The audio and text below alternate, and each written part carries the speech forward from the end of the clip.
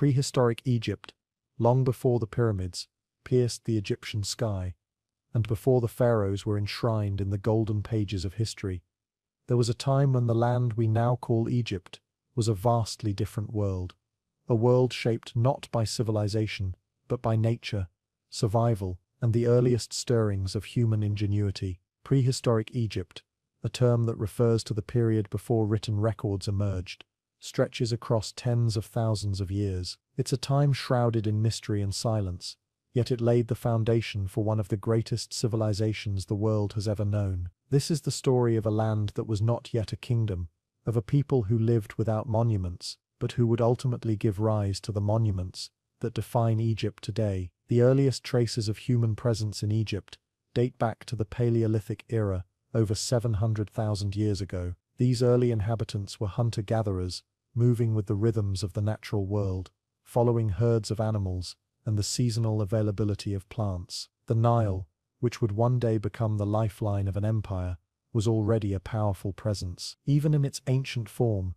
the river carved pathways through the desert, offering water, shelter, and life. In these ancient times, the Nile wasn't always the same river we recognize today. Shifting climates and geological transformations sculpted a changing environment, and early humans adapted to it as best they could. They left behind stone tools, hand axes, and primitive shelters, silent markers of their survival. As the climate gradually warmed, Egypt's landscape began to change. The Ice Age receded, and between 10,000 and 7,000 BCE, the Sahara was not yet the great desert we know today. Instead, much of it was green and fertile, dotted with lakes and grasslands. This region became home to various prehistoric communities, drawn by the abundance of resources. These people developed increasingly sophisticated tools and began forming small, semi-permanent settlements. They were still primarily hunter-gatherers, but evidence suggests they had started to experiment with domestication of both animals and plants. This slow experimental step towards agriculture marked a fundamental turning point in human history. It was not a sudden revolution, but rather a long and gradual process that unfolded over generations. By the Neolithic period, around 6000 BCE, the shift to farming had become more evident. Communities along the Nile began to grow crops like barley and emmer wheat, and they domesticated animals, such as cattle, sheep, and goats. The people began to build more permanent structures, use pottery to store their food, and form complex social groups. The Nile's predictable flooding patterns provided rich, fertile soil, making agriculture not only possible, but reliable. Villages began to appear with signs of planning and shared labor, and early religious practices began to emerge. Burial sites from this period show that the dead were treated with care, buried with goods, and in specific positions, evidence of early beliefs about the afterlife. These ideas would later bloom into the elaborate funerary practices of the pharaohs. As these societies advanced,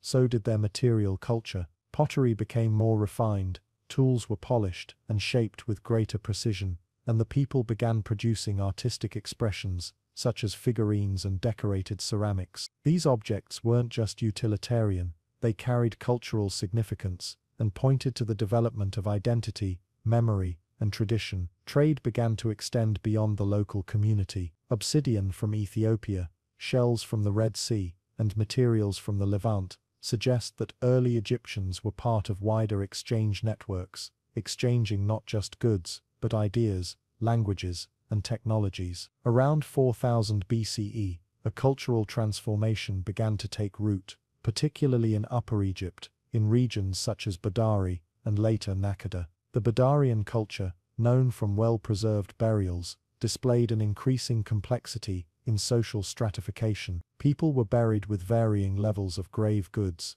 indicating a growing sense of hierarchy. The quality of their pottery, the presence of cosmetic palettes, and the beginning use of copper tools revealed both technical advancements and symbolic behaviors. As the Badarian culture gave way to the Nakkada culture, the pace of change accelerated. The Nakkada period, which spanned from roughly 4000 to 3000 BCE, witnessed the rise of organized chiefdoms, fortified towns, and a proto-writing system, the earliest whispers of hieroglyphs. The Nakkada culture is perhaps the most crucial precursor to dynastic Egypt. During this time, we see the emergence of political organization, artistic styles, and religious motifs that would later be hallmarks of the pharaonic era. Elaborate burials with stone-lined tombs began to appear, often accompanied by painted pottery, symbolic motifs of animals and divine figures, and early representations of boats, the latter hinting at the importance of the Nile in both life and death. It is in the Naqada period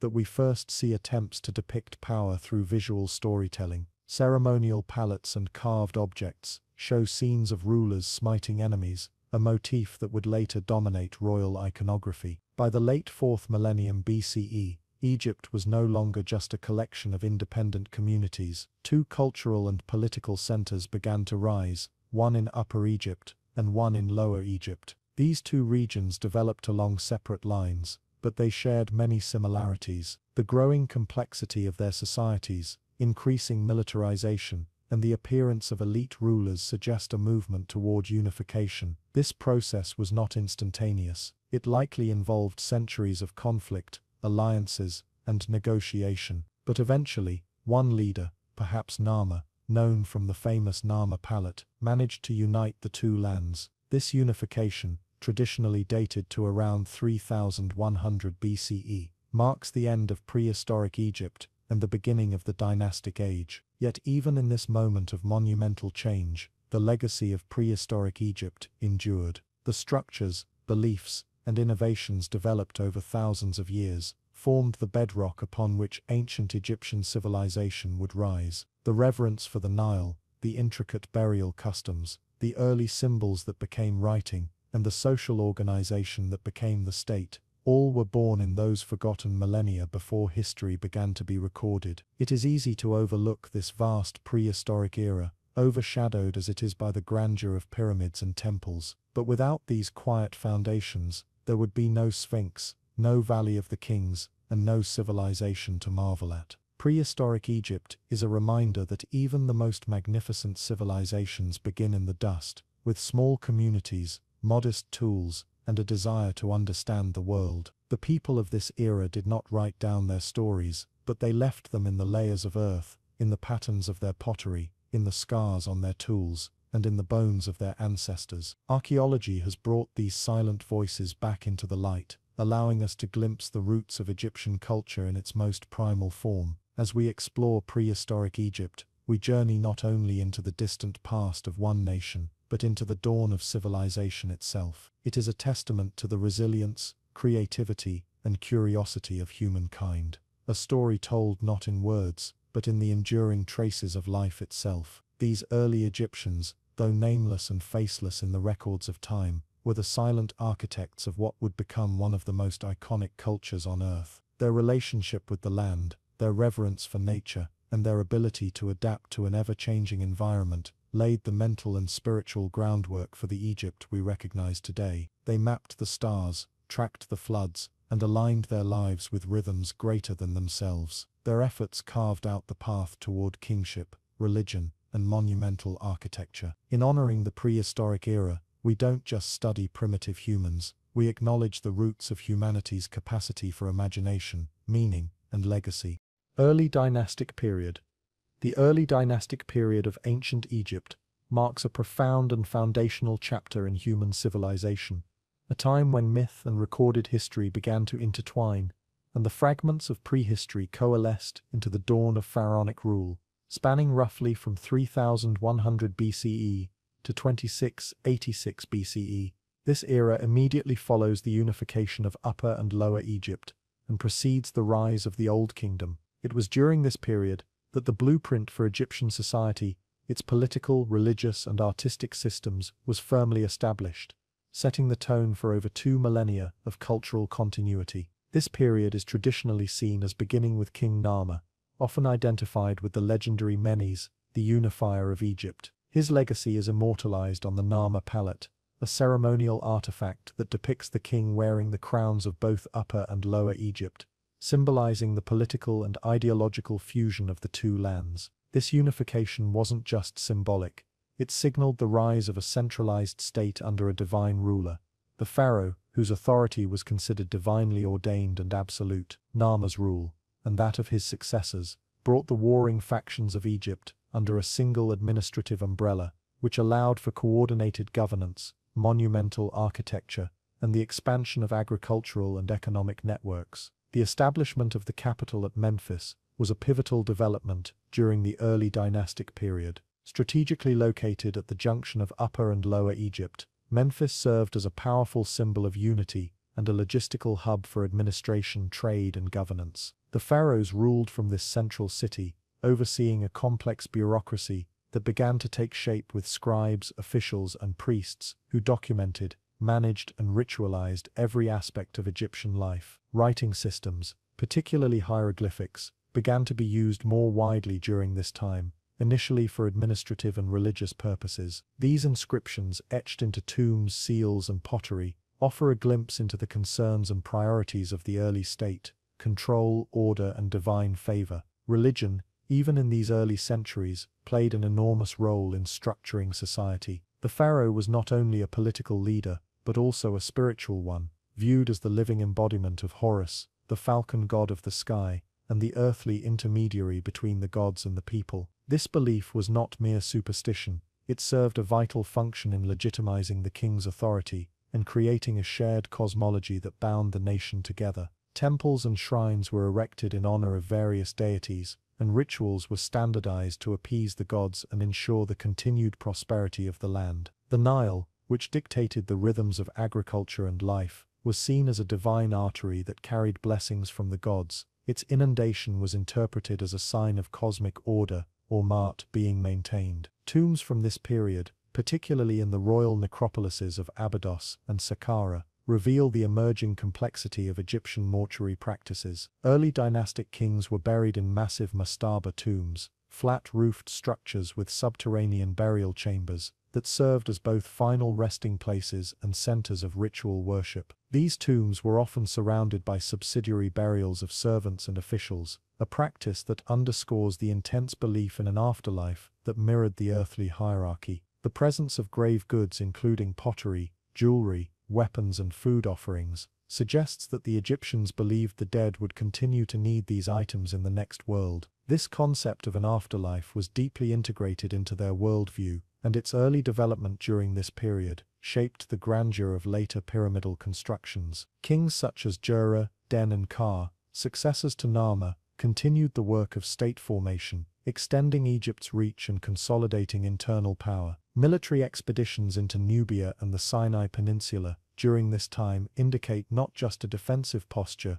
but also a desire to secure valuable resources like gold, copper, and turquoise. These campaigns were carefully documented, reinforcing the pharaoh's role as protector and conqueror. Trade also flourished during this era, with evidence of contact between Egypt and the Levant, as well as further south into Africa. Imported goods, such as cedar wood, precious stones, and incense, were not only valuable in practical terms, but also held religious significance, used in rituals and as offerings to the gods. What makes the early dynastic period particularly fascinating is the way in which myth and history begin to blur. Many of the stories about the early kings, their conquests, their divine parentage, and their magical deeds likely contain kernels of truth layered with centuries of retelling and religious embellishment. These legends served a crucial role in reinforcing royal authority and maintaining the idea that Egypt was an eternal, divinely guided civilization. The king's role was not just to govern,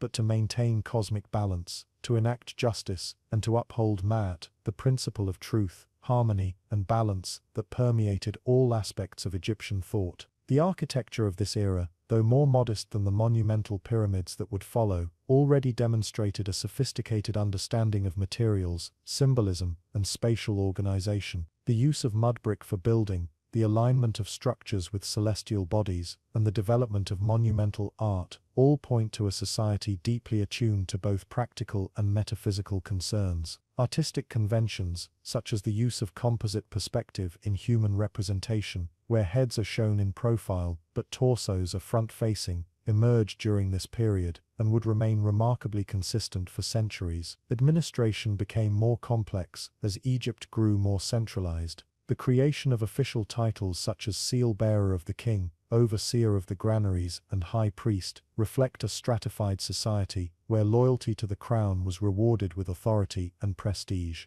These early bureaucrats played a crucial role in managing everything from crop yields to temple activities, helping to build the administrative backbone of one of history's most enduring civilizations. It is also during this time that we begin to see evidence of state-sponsored building projects on a scale that suggests the presence of corvée labor, citizens conscripted to work for the state, often on religious or funerary structures. Though much of the early dynastic period still remains shrouded in mystery due to the limitations of archaeological evidence, what has been uncovered reveals a society that was already extraordinarily advanced in its social organization, spiritual beliefs, and artistic expression. This was not a civilization just emerging from the shadows of prehistory, but one that had rapidly developed a complex state system rooted in ideology, ritual, and centralized power. The seeds planted during this formative period would grow into the vast imperial structure of the Old Kingdom, with its soaring pyramids and divine kingship. But it is in the early dynastic period that we see the first confident steps of Egypt onto the world stage. The continuity of thought, belief, and structure from the early dynastic period through later periods of Egyptian history is nothing short of astounding. The fundamental concepts of kingship, the afterlife, divine justice, and centralized authority were all clearly present in these early centuries.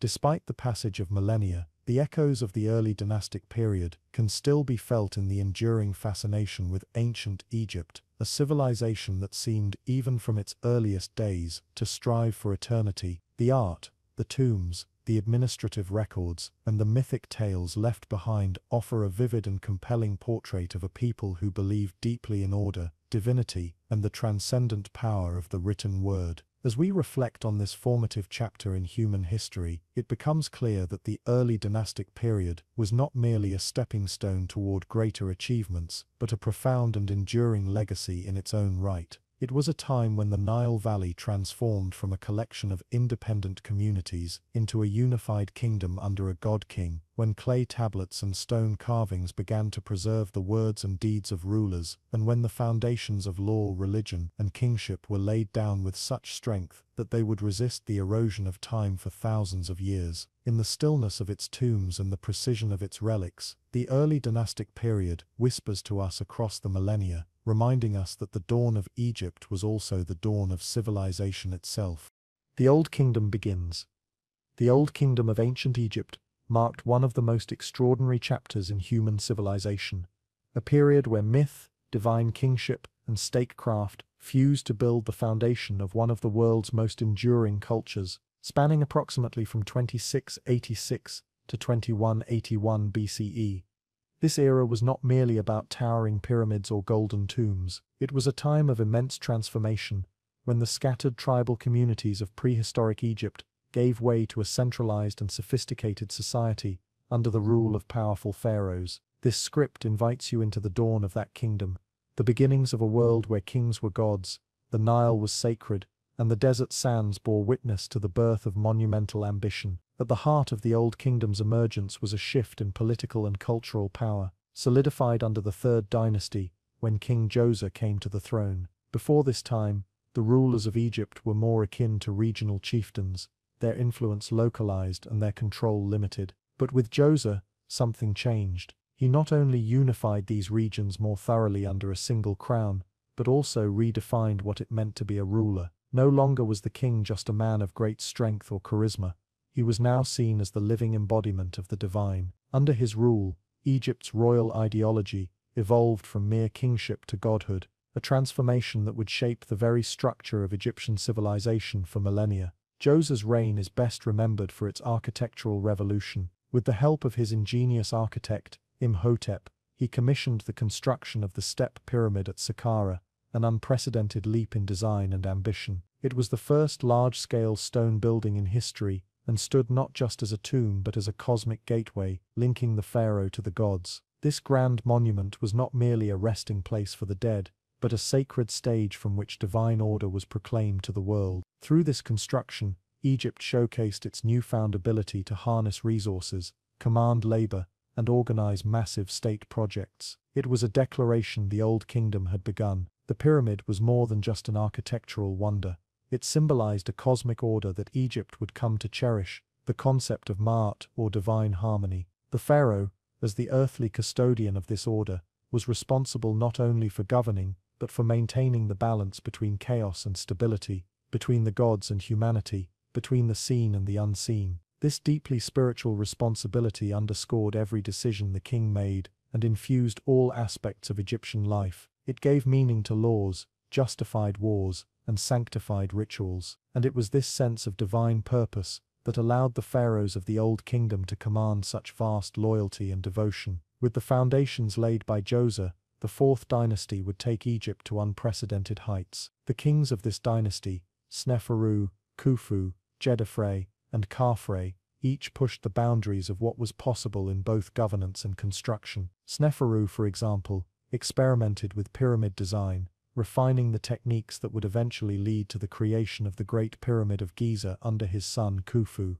This structure, towering over the desert with mathematical precision and cosmic alignment, remains one of the seven wonders of the ancient world. But to understand its greatness, one must look beyond the stones. The Great Pyramid was not just a tomb, it was a machine of eternity, built to ensure the king's passage to the afterlife and his eternal unity with the gods. The sheer scale of these projects required not only technical expertise, but an intricate and powerful bureaucratic system. Egypt during the Old Kingdom saw the rise of a highly organized state apparatus. Scribes, overseers, and priests all played crucial roles in maintaining the kingdom's efficiency. These were not merely record keepers, they were the lifeblood of the state's functioning. They managed food distribution, tax collection, workforce coordination, and temple offerings. Their work ensured that Egypt remained stable and prosperous, even in the face of natural challenges. It was a system built on loyalty, discipline, and a shared belief in the divine nature of the king's authority. Religion, too, was transformed during this era.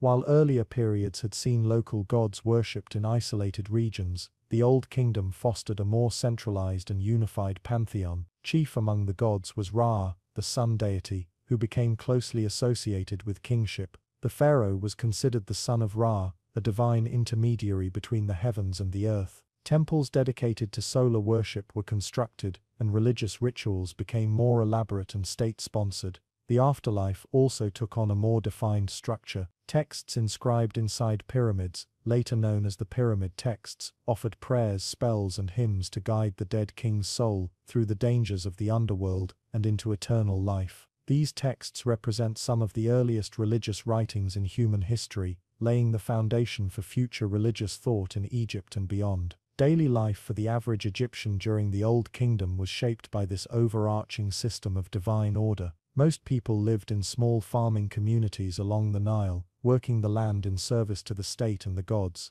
Their efforts supported the grand visions of the pharaohs, from food production to stone quarrying. In return, they were granted stability, protection, and a place within the cosmic order. Though life was not without hardship, harsh floods, droughts, and disease were constant threats, there was a shared understanding that their contributions upheld the balance of the universe. Festivals, temple rituals, and offerings allowed even the commoner to feel connected to the divine narrative playing out across the kingdom. As the Old Kingdom matured, the capital at Memphis became a hub of political and cultural life. This city, strategically located near the apex of the Nile Delta, was not only the seat of power, but also a symbol of unity. It connected Upper and Lower Egypt, the land of the reeds and the land of the lotus, into a singular national identity. From Memphis, decrees were issued, taxes collected, and grand ceremonies performed. Art, too, flourished. Statues, reliefs, and paintings reflected a striking realism and attention to detail, capturing both the idealized form of the king and the ordinary lives of workers, animals, and nature. This artistic blossoming reinforced Egypt's vision of eternity, unchanging, orderly, and divine. Despite the grandeur and unity, the seeds of eventual decline were already sown. The very system that gave rise to the Old Kingdom's power, its reliance on centralized control and divine kingship, would become a vulnerability. Over time, regional governors known as nomarchs began to assert more independence. As generations passed, these provincial leaders accumulated land, wealth, and influence. Though still loyal to the king in name, their growing power subtly undermined the centralized structure that the Old Kingdom depended upon. Coupled with potential climate shifts and resource strain, these internal fractures would slowly lead to instability. But in this script, we remain at the dawn, the moment of ascension, when kings were eternal, the gods close, and the Nile flowed in perfect harmony with the heavens. The beginning of the Old Kingdom was more than a political or architectural achievement. It was the manifestation of an idea that humanity could live in balance with the cosmos, that death was not an end but a transition, and that leadership could bridge the mortal and the divine. Through sand, stone, and spirit, the ancient Egyptians had laid down the blueprint of a civilization that would echo through eternity. As the morning sun rose each day over the horizon, casting golden light on the white limestone of pyramids newly built, it must have seemed to the people of that time that the world itself had been perfected. The king sat upon the throne not merely as a ruler, but as the beating heart of a sacred machine, timeless, luminous, and enduring. And so, the Old Kingdom began. Age of the Pyramids. The Age of the Pyramids, often referred to as the Pyramid Age, evokes awe, mystery, and wonder. This remarkable period in ancient Egyptian history, primarily within the Old Kingdom circa 2686–2181 BCE, represents one of humanity's most extraordinary achievements. It was during this golden age of monumental construction that the ancient Egyptians perfected their techniques, harnessed an astonishing level of social organization, and left behind enduring monuments that continue to define Egypt in the modern imagination. The era's defining feature, of course, is the construction of the pyramids themselves, especially the massive structures on the Giza Plateau. Yet this period was much more than just the creation of stone edifices. It was a time when religion, kingship, architecture, and human ambition converged to produce wonders that still baffle engineers, historians, and architects to this day. At the heart of the Age of the Pyramids was a belief system that placed the pharaoh at the center of cosmic order. The king was more than a political leader. He was considered a divine intermediary between the gods and humanity, the guarantor of Ma'at, or universal balance. With this sacred duty came the responsibility of securing not only the prosperity of Egypt during his reign, but also the stability of the world after his death. This ideological framework necessitated elaborate burial practices and monumental tombs that would ensure the pharaoh's transition into the afterlife as a god. Thus, the pyramids were not merely tombs, they were spiritual launchpads designed to facilitate eternal life. Their scale and complexity reflected the pharaoh's power and divine mandate, inspiring loyalty and awe among subjects. The construction of the first pyramid marked a dramatic departure from previous burial traditions. Around 2667 BCE, Pharaoh Djoser commissioned his vizier, the brilliant architect and polymath Imhotep, to design a tomb that would eclipse all others. The result was the Step Pyramid at Saqqara, the earliest colossal stone structure in Egypt, and arguably the world. Standing over 60 meters high, it was a bold experiment in stone architecture, using a series of stacked mastabas to form a stepped shape. This project set the tone for future kings, who would strive to surpass their predecessors by constructing ever larger and more ambitious monuments. It also showcased the Egyptians' growing mastery of engineering, logistics, and labor organization. The apex of pyramid building came during the Fourth Dynasty, which produced some of the most iconic structures in human history. Pharaoh Sneferu, the dynasty's founder, was a prolific builder who refined the transition from step to true pyramids. His architectural experiments culminated in the Red Pyramid at Dahshur, the first successfully constructed smooth-sided pyramid, but it was his son Khufu who achieved legendary status with the construction of the Great Pyramid of Giza. Completed around 2560 BCE, this colossal structure originally stood at 146.6 meters, 481 feet, making it the tallest man-made structure in the world for over 3,800 years. Built with over 2 million limestone blocks, each weighing several tons, the Great Pyramid is a marvel of precision. Its alignment with the cardinal points is nearly perfect, and its base is level within a fraction of an inch. Despite centuries of study, the exact techniques used to construct the pyramid remain a subject of debate, with theories ranging from ramps to counterweights, but no definitive consensus. The Pyramid of Khafra, Khufu's son, stands nearby, and is often mistaken for being taller due to its elevated position and better preserved casing stones. In front of it, lies the enigmatic Great Sphinx, a limestone statue with the body of a lion and the head of a man, likely Khafra himself. The Sphinx, weathered by time and sand, serves as a sentinel to the pyramids and adds an air of mystery to the complex. Pharaoh Menkaure, the last of the great pyramid builders of the 4th dynasty, constructed a smaller but more refined pyramid, emphasizing quality over size. These 3 pyramids, Khufu, Khafra, and Menkaure, formed the core of the Giza Plateau and symbolized the zenith of Egypt's architectural and organizational capability. Building these monumental structures required a sophisticated bureaucracy and a massive labor force. Contrary to popular belief, the pyramids were not built by slaves, but by a well-fed rotating workforce of laborers, artisans, and engineers, who lived in nearby workers' villages. Archaeological evidence reveals that they were provided with food, medical care, and housing, indicating that pyramid building was a national project that galvanized the entire society. Farmers, during the inundation period, when fields were flooded and agriculture paused, would contribute labor to the king's grand vision, perhaps motivated by religious devotion, civic pride, or economic necessity. As impressive as the pyramids are, they also reflect the evolution of Egyptian society. The sheer scale of construction and the centralized coordination required speak to a highly developed state system. The Old Kingdom was a time of prosperity, administrative efficiency, and cultural development. Hieroglyphic writing flourished, as did sculpture and religious art. The architectural feats of this era were not limited to pyramids alone. Vast temple complexes, causeways, mortuary temples, and subsidiary tombs were built to complement and sustain the pyramid complexes. These structures formed a sacred landscape intended to mirror the heavens and facilitate the eternal journey of the king. However, the immense resources required to build such monuments also contributed to the eventual decline of the Old Kingdom. As pyramids grew more elaborate, so did the demands on the state's economy and labor force. By the 6th dynasty, the strain became evident. Regional governors, or nomarchs, began asserting more autonomy, weakening the central authority of the pharaoh. Simultaneously, environmental factors, such as reduced Nile floods, led to agricultural failures, famines, and social unrest. The pyramid texts, inscribed in the internal walls of later pyramids, reveal a growing anxiety about the afterlife, suggesting that faith in the divine king's power was eroding.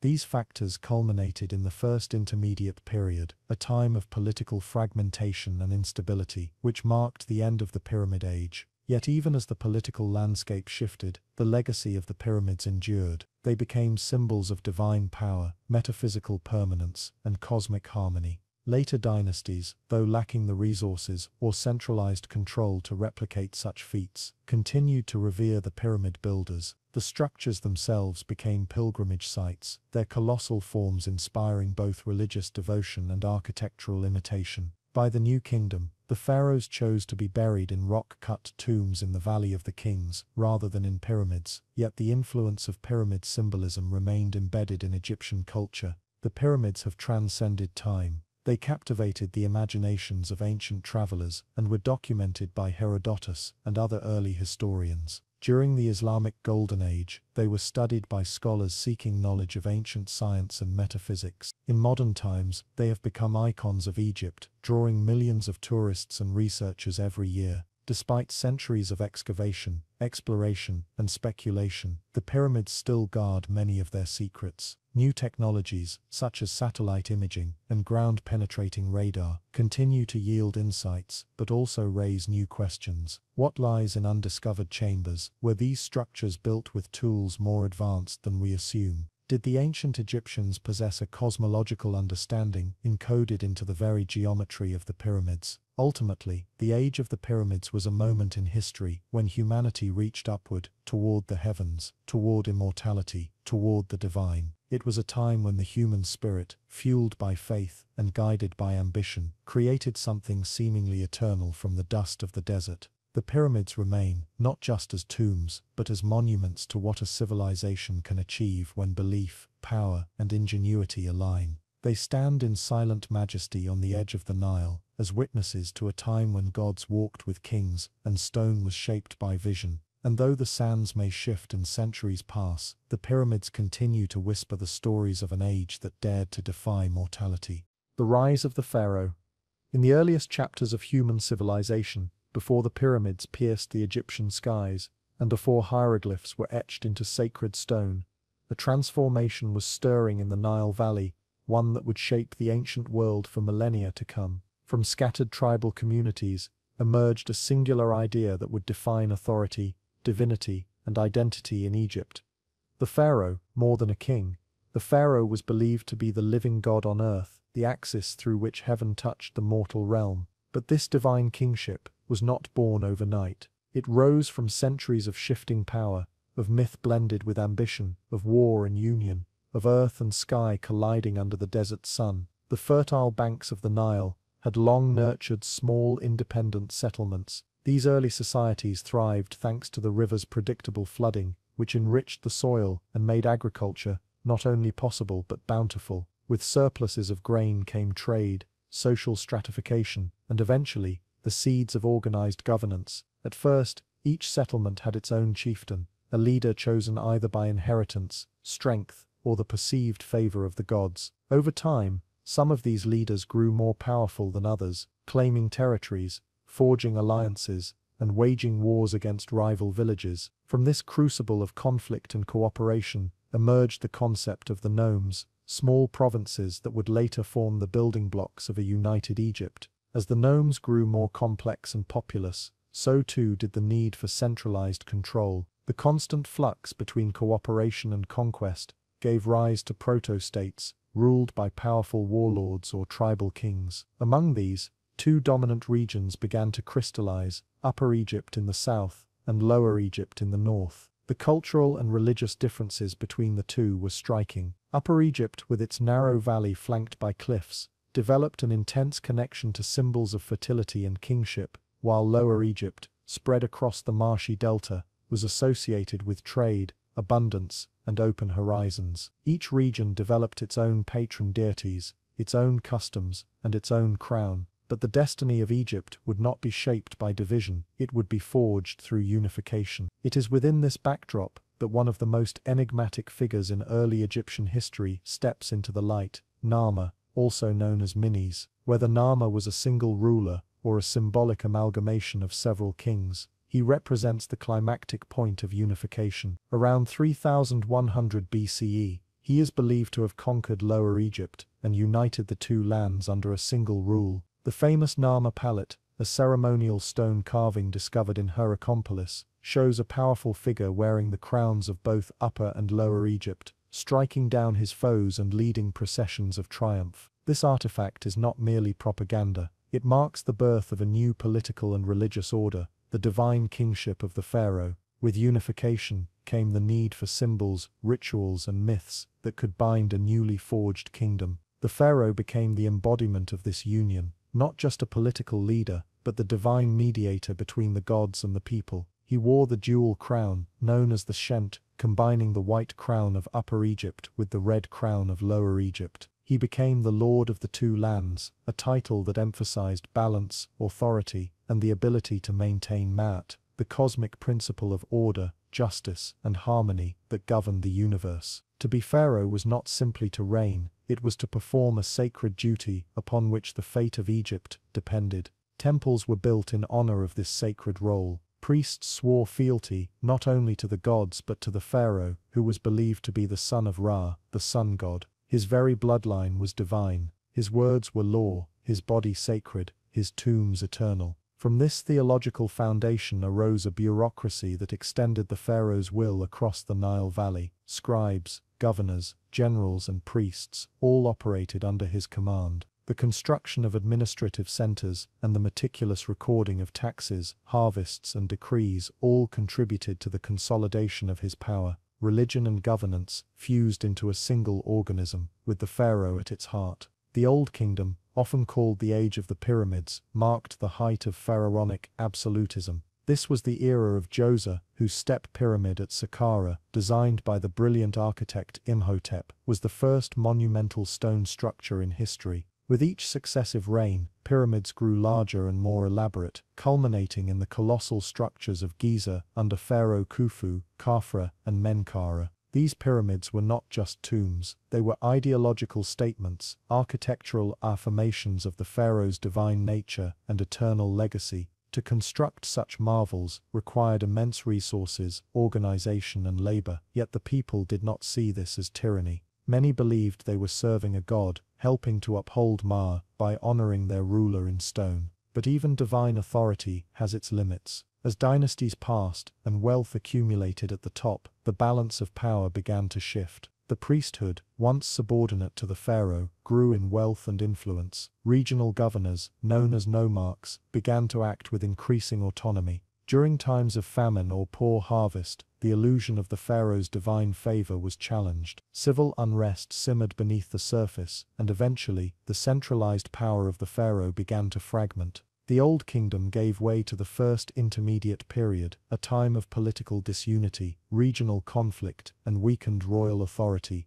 The god-king was still revered, but his reach no longer extended across the whole of Egypt. Yet the idea of pharaoh never vanished. Even in chaos, the people yearned for unity, for the return of divine order. And so, when Thebes rose in the south and its rulers claimed descent from the ancient line, a new era of consolidation began. The Middle Kingdom saw a restoration of centralized power, with the pharaohs portraying themselves not as distant gods, but as shepherds of the people. They built fortresses, irrigation systems, and encouraged literature and art that emphasized moral duty and kingship as service. Still divine, the pharaoh now also had to be just, wise and attentive to his subjects. His role was evolving, shaped by the demands of both heaven and earth. Throughout Egypt's long history, foreign invasions, internal rebellions, and dynastic intrigue continued to challenge the institution of kingship. Yet time and again, new pharaohs emerged to reclaim authority. The Hyksos were expelled by kings who re-established native rule. During the New Kingdom, Egypt reached unprecedented heights of wealth, territorial expansion, and cultural flourishing.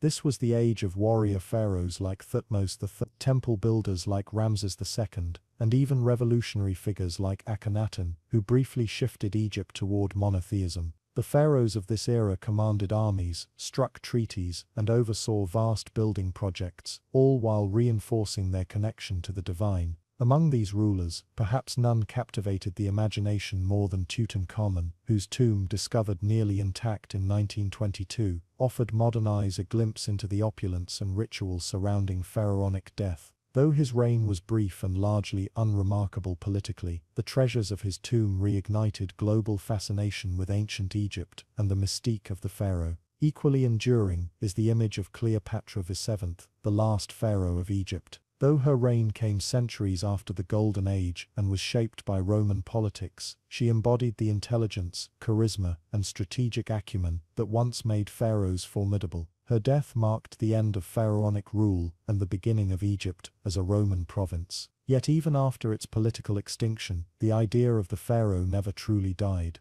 In modern memory, the word still evokes awe, mystery, and grandeur. The pharaoh has become a symbol not only of Egypt's past, but of human civilization's capacity to dream, to rule, and to build monuments that defy time itself. The story of the pharaoh is not merely about power, it is about belief. The belief that one man could carry the weight of a nation, commune with the gods, and shape the destiny of a people through sheer will, ritual, and divine right. In truth, the rise of the pharaoh was not a singular event, but a slow and sacred evolution. It was born from the rhythms of the Nile, the faith of the people, and the vision of leaders who saw themselves as more than men. Each pharaoh stood atop the shoulders of those before him, wrapped in linen and legend, immortalized in stone and spirit. They were the living Horus, the enduring Osiris, the radiant child of the sun. Through famine and feast, war and wonder, their legacy endures, etched not only into temples and tombs, but into the eternal story of what it means to lead, to serve, and to ascend beyond the bounds of mortality. That is the true rise of the pharaoh. As centuries passed, the image of the pharaoh evolved, yet its essence remained rooted in divinity and authority. The pharaoh was not merely a ruler, but the living embodiment of the gods, a bridge between the celestial and terrestrial realms. This duality of being both god and man bestowed upon the pharaoh an unparalleled position in ancient Egyptian society, where his decrees were considered divine mandates, and his presence was both revered and indispensable. The pharaoh's role extended beyond governance. He was the high priest of every temple, the commander of armies, and the ultimate judge of the land. His responsibilities included maintaining Malat, the cosmic order, ensuring that harmony prevailed over chaos. This sacred duty was not taken lightly, as any disruption in Malat could spell disaster for the entire kingdom. Through rituals, offerings, and monumental constructions, the pharaoh reinforced his commitment to this divine balance, solidifying his position as the linchpin of both the spiritual and temporal worlds. Monumental architecture served as a testament to the pharaoh's power and devotion. Temples like Karnak and Luxor were not only places of worship but also symbols of the pharaoh's divine authority. These structures, adorned with intricate carvings and towering obelisks, narrated tales of victories, divine encounters, and the pharaoh's unwavering dedication to the gods. Each edifice was meticulously designed to align with celestial bodies, further emphasizing the pharaoh's connection to the cosmos and his role in maintaining universal harmony. The pharaoh's influence permeated every facet of Egyptian life, from the scribes who chronicled his achievements to the artisans who immortalized his likeness in stone. All aspects of society revolved around the pharaoh's will. Festivals celebrated his reign, and songs praised his virtues. Even in death, the pharaoh's journey was of paramount importance. Elaborate burial practices, including mummification and the construction of grand tombs, ensured his transition to the afterlife, where he would continue to guide and protect his people from the realm beyond. Despite the passage of time and the rise and fall of dynasties, the legacy of the pharaohs endures. Modern Egypt still bears the indelible marks of their reigns, from the awe-inspiring pyramids to the enduring myths that captivate imaginations worldwide. The pharaohs' contributions to art, architecture, and governance have left an indelible imprint on human history, serving as a testament to their unparalleled influence and the civilization they helped shape. In reflecting upon the rise of the pharaoh, one recognizes a narrative of ambition, divinity, and enduring legacy. The pharaohs were not merely rulers of their time, but architects of a civilization whose echoes resonate through the corridors of history. Their story is a compelling chapter in the human saga, illustrating the profound impact of leadership intertwined with spiritual purpose. Decline of the Old Kingdom. The decline of the Old Kingdom marks one of the most significant turning points in the vast and intricate tapestry of ancient Egyptian history. This era, often referred to as the Age of the Pyramids, had seen the flourishing of monumental architecture, centralized governance, and a divine kingship system that elevated pharaohs to godlike status. However, by the end of the 6th dynasty, the great foundations of this once stable kingdom began to crack, slowly giving way to a period of fragmentation and chaos. The causes of this decline were not singular, but a complex convergence of internal weaknesses, external pressures, economic challenges, and environmental disasters that gradually unraveled the power of the centralized state. At the heart of the Old Kingdom's power was the divine authority of the pharaoh. These rulers were considered the earthly embodiment of Horus, the god of the sky, and were responsible for maintaining Mat, the cosmic order. Their ability to organize labor, distribute resources, and oversee vast construction projects like the pyramids of Giza demonstrated an unprecedented level of control. Yet, the very system that elevated the pharaoh to such heights also made the kingdom vulnerable to disruptions. As time passed, pharaohs began to lose their grip over distant provinces. Local governors, known as nomarchs, who were initially appointed by the central government, began to inherit their positions and operate independently. Over generations, these regional leaders accumulated land, wealth, and power, often acting as mini-kings within their territories. This growing decentralization of authority gradually weakened the central government's influence. Compounding this fragmentation was the issue of succession and the length of reigns during the late Old Kingdom. The 6th dynasty in particular was marked by unusually long reigns, such as that of Pepi II, who is believed to have ruled for over 90 years. While such longevity might seem like a sign of stability, it likely created stagnation at the highest levels of power. As Pepi II aged, he would have increasingly relied on court officials and advisors, many of whom outlived him and had their own ambitions. This prolonged period without fresh leadership allowed internal factions to solidify, bureaucracy to ossify, and rivalries to fester beneath the surface. Economic strain also played a crucial role in the decline. The construction of grand monuments and temples required an immense allocation of resources, not just in terms of materials, but also in terms of labor and logistics. Egypt's economy, heavily reliant on agricultural productivity and the Nile's annual inundation, began to show signs of strain. Some historians believe that climate change contributed to a series of low Nile floods during this period, severely impacting crop yields.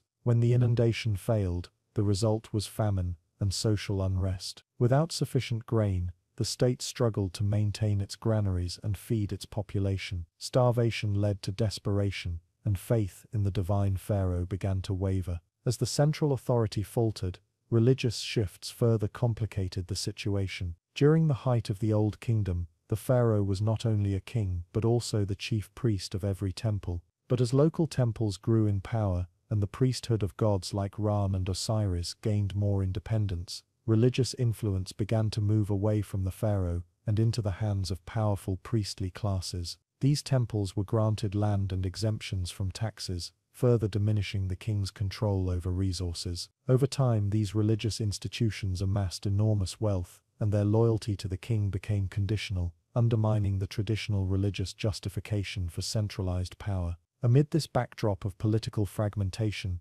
economic downturn, and weakening royal authority, the fabric of Egyptian society began to unravel. Evidence from tomb inscriptions and archaeological sites reveals an increasing emphasis on personal survival, self-promotion, and regional power. Tombs of local officials became more elaborate, often rivaling those of royals in earlier times, a clear sign that local elites were asserting their status and autonomy.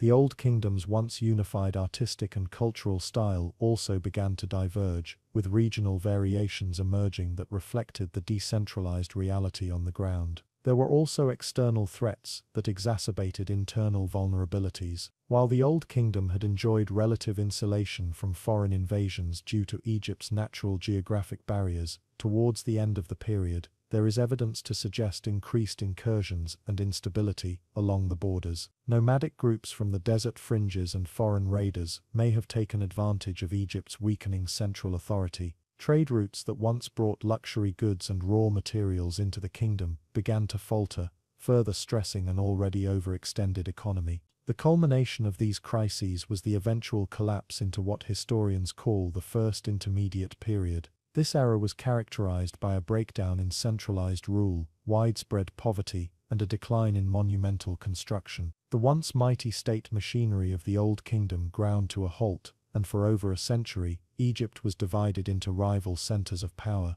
each claiming legitimacy and struggling to assert dominance. The memory of the great pyramid builders faded as the country grappled with survival. Royal decrees were replaced by local edicts, and the pharaoh's divine aura was no longer enough to guarantee obedience or unity. Despite the darkness of this transitional period, the decline of the Old Kingdom was not the end of Egyptian civilization, but rather a transformation. Lessons learned from this collapse would later inform the policies of the Middle Kingdom, a new era that sought to restore order and balance by reasserting central authority while acknowledging the necessity of local cooperation. The Middle Kingdom pharaohs developed more sophisticated administrative systems and built alliances with nomarchs, rather than trying to subjugate them outright. They also revived religious symbolism, not just to enhance the king's image, but to rebuild the spiritual fabric that had unraveled during the Old Kingdom's decline. The decline of the Old Kingdom is therefore not merely a story of failure, but of evolution. It illustrates the fragility of centralized power when stretched too far, the dangers of over-reliance on divine authority, and the need for adaptability in the face of environmental and social change. Egypt's survival through this turbulent phase is a testament to the resilience of its people and the enduring allure of its cultural foundations. The pyramids of the Old Kingdom still stand today as silent witnesses to a time of grandeur, a time when kings were gods, and the world seemed ordered and eternal, until, inevitably, it was not. Though the Old Kingdom had collapsed, its cultural echoes lingered like whispers across the Nile. The pyramids, those monumental expressions of divine kingship and centralized might, remained looming silhouettes on the horizon, reminders of a golden age that had faded. Yet life in Egypt continued, not under a unified banner, but in a fragmented mosaic of regional powers. These local rulers, many former nomarchs, held sway over their nomes with increasing autonomy. In the absence of strong central leadership, they managed their own affairs, governed justice, and even led local military campaigns. Their tomb inscriptions boasted not of service to the pharaoh, but of personal achievements and regional loyalty. It was a stark contrast to the collectivist ideology that once defined the Old Kingdom's glory. In this period of transition, known as the First Intermediate Period, Egypt was both falling and reinventing itself. The cultural tone shifted, art became more personal and expressive, reflecting the anxieties and hopes of a society in flux. Literature like the admonitions of Ipua and the eloquent peasant voiced the suffering of the people, criticizing injustice and longing for a return to harmony. These works captured the fear and disorder that had replaced the structured cosmos of the Old Kingdom, while also planting the seeds of reform, rather than extinguishing Egyptian civilization. The Old Kingdom's fall provided a crucible through which new ideas were forged. The vacuum of power did not last forever. Eventually, from the southern city of Thebes, a line of rulers would rise to reunify the land. They studied the failures of their predecessors and slowly re-established a more flexible and responsive form of kingship. And in this resurgence, the birth of the Middle Kingdom, Egypt was reborn, not as a rigid structure held aloft by divine decree, but as a more pragmatic, resilient civilization. The decline of the Old Kingdom was not the end, but the necessary death before renewal. First Intermediate Period. The First Intermediate Period of ancient Egypt was a time of profound transition, fragmentation, and eventual renewal. It marked the end of the Old Kingdom's grandeur and the beginning of a new, less centralized era that redefined Egypt's political and cultural landscape. Spanning roughly from 2181 to 2055 BCE, this period has long been viewed as a dark age in Egyptian history, a time when unity disintegrated, art and architecture declined, and chaos seemed to replace the divine order once symbolized by the pyramids. However, more recent interpretations challenged this bleak portrayal, revealing a more complex and dynamic narrative of survival, adaptation, and local innovation during a time of national crisis. The roots of the First Intermediate Period trace back to the waning years of the Sixth Dynasty, particularly during the reign of Pepi II, one of Egypt's longest reigning monarchs. Pepi II is said to have ruled for over 90 years, and while his extended reign might sound like a time of stability, it was anything but. As Pepi aged and grew increasingly detached from the daily affairs of state, the centralized bureaucracy that had sustained the Old Kingdom began to falter. Nomarchs, local governors appointed to manage Egypt's various regions,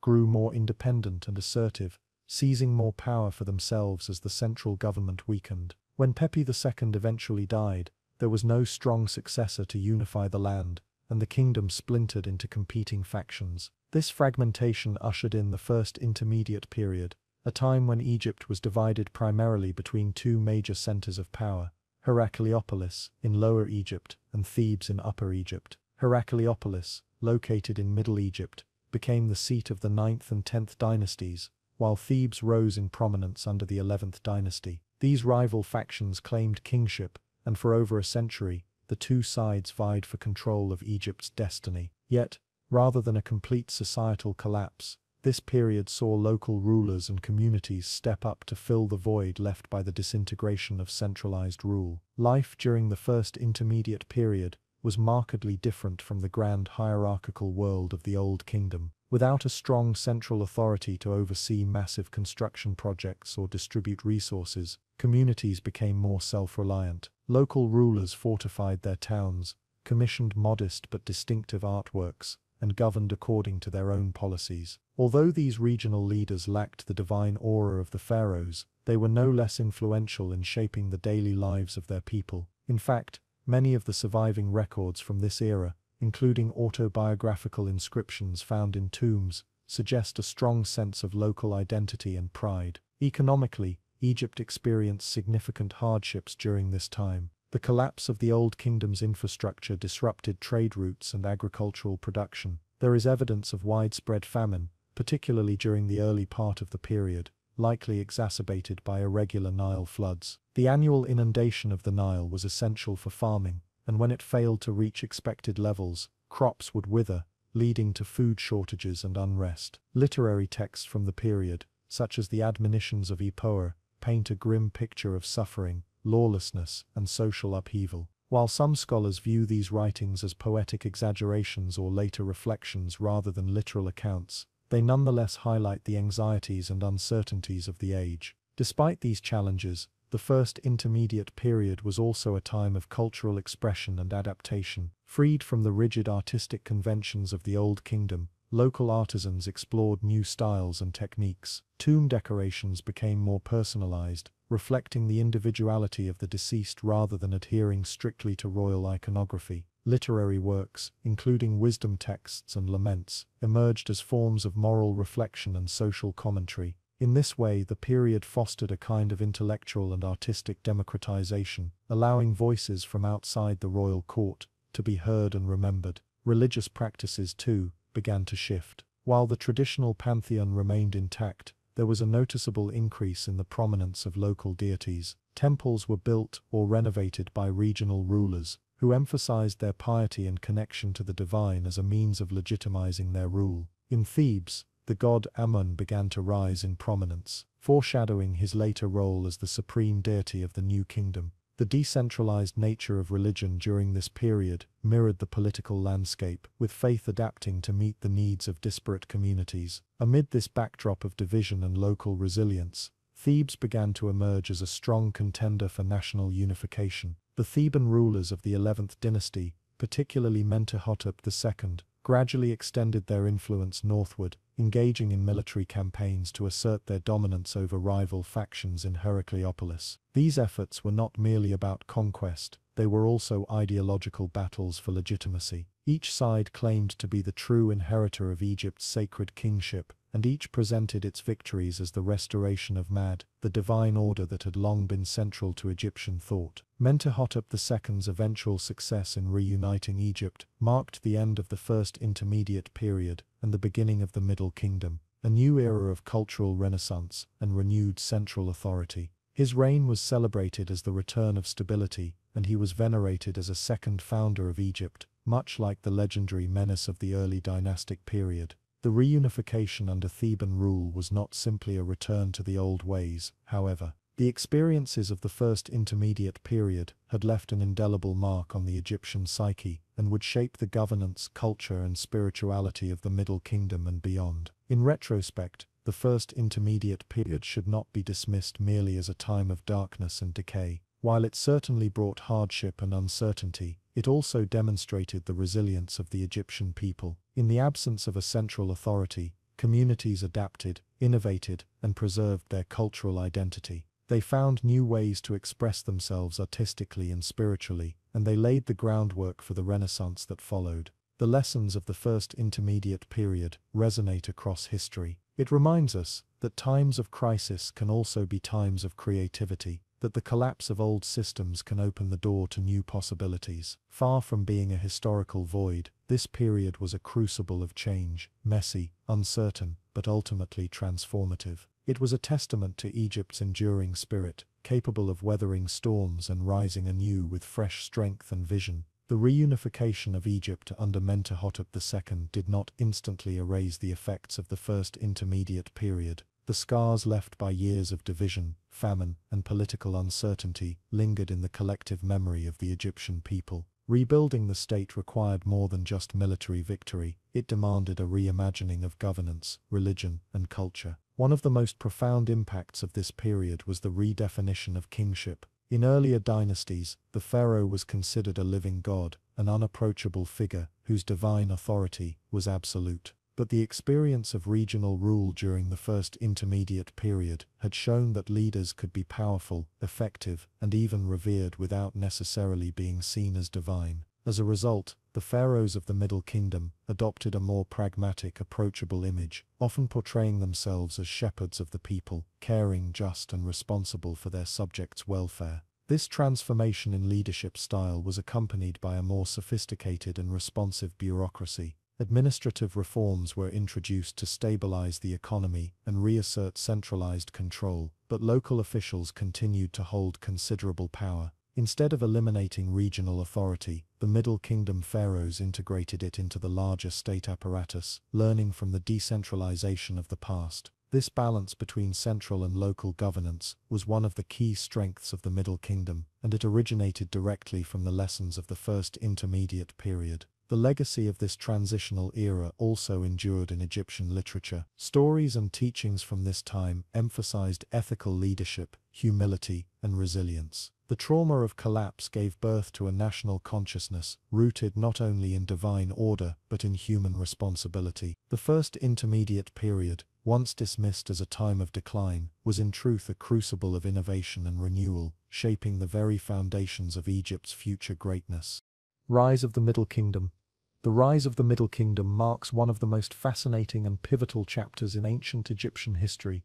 Following the political chaos and disunity of the First Intermediate Period, the Middle Kingdom emerged as a time of reunification, cultural revival, and administrative consolidation. Spanning roughly from 2055 BCE to 1650 BCE, this era is characterized by a powerful resurgence of centralized government, remarkable literary achievements, and significant advancements in art and architecture. For voiceover narration, this story unfolds not just as a chronology of kings and battles, but as a journey through human resilience, ambition, and the enduring spirit of a civilization that refused to fade into obscurity. As the dust of the First Intermediate Period began to settle, Egypt found itself divided, with multiple competing centers of power. The chaos of the previous centuries had weakened the royal authority that once unified the country under the Old Kingdom. Regional governors or nomarchs had assumed greater control, and the once glorious image of pharaonic omnipotence was fractured.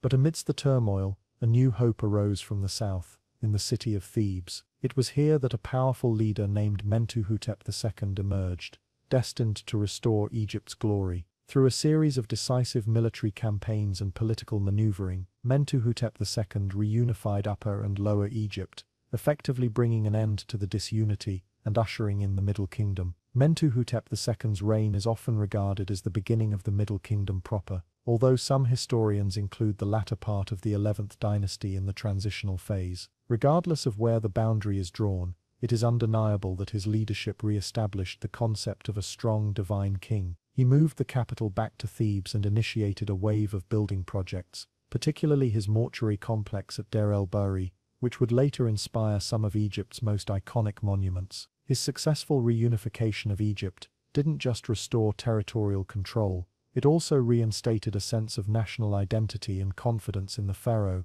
as the earthly representation of divine order. Following his death, subsequent rulers of the 11th and 12th dynasties continued to strengthen the central government and expand Egypt's influence. It was during the 12th dynasty, particularly under the rule of Senusret I and Amenemhat III, that the Middle Kingdom reached its zenith. Amenemhat I, founder of the 12th dynasty, made a bold political move by relocating the capital to Ichdori, near the Fayum region. This strategic decision allowed better control over both Upper and Lower Egypt, and provided a more centralized location for governance. His policies were marked by economic reforms, bolstering Egypt's agricultural productivity and securing trade routes that had been disrupted during the preceding centuries of conflict. Under the rule of Senusret I and his successors, Egypt experienced a cultural and architectural renaissance. Grand temples, fortresses and pyramids were constructed, reflecting a revival of Old Kingdom traditions, but with distinct Middle Kingdom innovations. Art from this period took on a more realistic and introspective quality, moving away from the idealized forms of earlier times. Statues and reliefs began to depict not just the godlike perfection of kings, but also the wisdom, strength, and human struggles of their reign. This new aesthetic mirrored the more pragmatic and grounded approach to kingship that Middle Kingdom rulers often adopted. The literature of the Middle Kingdom is considered some of the finest in ancient Egyptian history. This era saw the emergence of complex narratives, moral tales, and philosophical texts that explored themes of justice, loyalty, fate, and the burdens of leadership. Works such as the Tale of Sinuhe and the Instruction of Amenemhat not only provide valuable insight into the political and cultural context of the time, but but also reflect a sophisticated understanding of human psychology and governance. These texts reveal that the Middle Kingdom was not just a period of administrative order, but also of intellectual and emotional depth. The Middle Kingdom pharaohs also undertook extensive military campaigns to secure Egypt's borders and reassert dominance over neighboring territories. They expanded into Nubia to the south, both to control the valuable gold mines and to secure trade routes. Fortresses were established along the Nile, including the formidable fortress at Bolin, which served as a symbol of Egyptian power and a deterrent to potential uprisings. To the east, military expeditions into the Sinai Peninsula and the Levant ensured that foreign threats remained in check and that Egypt could continue to trade vital resources like copper and timber. Yet, despite the strength and achievements of the Middle Kingdom, challenges remained. The role of the nomarchs, while curbed to some extent, still posed a potential threat to centralized control. To maintain stability, Middle Kingdom rulers often employed a delicate balance of political marriages, land grants, and administrative reforms. One key innovation was the establishment of a more meritocratic bureaucracy. Officials were often chosen based on ability and loyalty rather than purely noble birth, leading to a more effective and cohesive administration. Religious practices during the Middle Kingdom also evolved. While the traditional pantheon of gods remained revered, there was a notable rise in personal piety and devotion to local deities. The god Osiris in particular gained prominence as the ruler of the afterlife and the embodiment of resurrection and moral order. This shift reflected a growing belief in the afterlife, not just as a royal privilege, but as something attainable by all who lived ethically and honored the gods. Tombs of this period often included texts and spells from the coffin texts, an evolution of the earlier pyramid texts, intended to guide the deceased through the underworld, regardless of their social status. The prosperity of the Middle Kingdom was also reflected in its relationship with the natural world. The Fayum region, for example, became a hub of agricultural development, thanks to extensive irrigation projects. Canals and waterworks were constructed to harness the Nile's floods more effectively, ensuring stable food supplies even in years of poor inundation. This not only strengthened the economy, but also contributed to a sense of security and order that had been sorely lacking in the previous era. However, no golden age lasts forever. By the end of the 12th dynasty, signs of decline began to appear. The long reign of Amenemhat III, while prosperous, may have inadvertently sown the seeds of instability. His death was followed by a series of weaker successors and a return of power to local governors. Central authority once again began to erode and Egypt slipped into another period of fragmentation and foreign intrusion, leading to what would later be known as the Second Intermediate Period. Yet the legacy of the Middle Kingdom endured. Its literature, architecture and innovations in governance laid the groundwork for future dynasties and left an indelible mark on the Egyptian identity. Even during the later New Kingdom, rulers would look back to the Middle Kingdom as a model of good governance and cultural achievement. The notion of the just king, so prominent in Middle Kingdom thought, would continue to influence how pharaohs saw themselves and how they wished to be remembered. In many ways, the Middle Kingdom was the rebirth of Egyptian greatness. It took the shattered pieces of a once unified land and through strength, intellect and vision, restored them into something even more enduring. It proved that Egypt's spirit had not been extinguished by the turmoil of the First Intermediate Period, but had only been tempered, hardened by struggle, and prepared for a new dawn. It was a time when resilience met renaissance, when order triumphed over chaos, and when a civilization once again found its voice. The rise of the Middle Kingdom is not just a tale of kings and monuments, it is a testament to the enduring human desire to rebuild, to create, and to believe in the future. Golden Age of the Middle Kingdom. The Golden Age of the Middle Kingdom stands as one of ancient Egypt's most remarkable periods, a time when culture flourished, governance stabilized, and prosperity swept across the Nile Valley, lasting from roughly 2050 BCE to 1710 BCE. This era was defined by a reunification of the country, following the chaos of the First Intermediate Period, and it marked a renewal of confidence, creativity, and political strength that left a lasting mark on Egypt's long history. For voiceover narration, this story unfolds like a journey into a revived civilization, rising from disarray to reclaim its place as a beacon of power and beauty in the ancient world. It all began with the rise of Mentuhotep II, the 11th dynasty pharaoh who reunified Egypt and laid the groundwork for this renaissance. After years of political fragmentation and internal strife, Mentuhotep's consolidation of Upper and Lower Egypt restored order, bringing peace to a land long fractured. With the capital at Thebes, this unification was more than a political victory. It signaled the rebirth of a nation. The new rulers, deeply aware of the instability that had preceded them, focused not just on control, but on building institutions that would ensure long-lasting stability. This emphasis on a centralized government allowed for a more organized bureaucracy, capable of managing resources, collecting taxes, and overseeing justice across the kingdom. With political unity came economic growth. The Middle Kingdom saw vast improvements in agriculture, spurred by better management of the Nile's inundation and irrigation systems. The government invested in large-scale projects, such as the reclamation of the Fayum Basin, transforming desert into arable farmland. These state-sponsored initiatives weren't merely about food, they were expressions of royal power and divine order. Trade routes expanded during this era, linking Egypt to Nubia in the south, the Levant to the northeast, and even far-off regions across the Red Sea. These exchanges brought not only goods, gold, incense, ivory, and exotic animals, but also ideas and cultural influence. The Middle Kingdom was not isolated, it was connected, thriving, and dynamic. Culturally, the Middle Kingdom was a golden age of literature and artistic expression. Unlike earlier periods,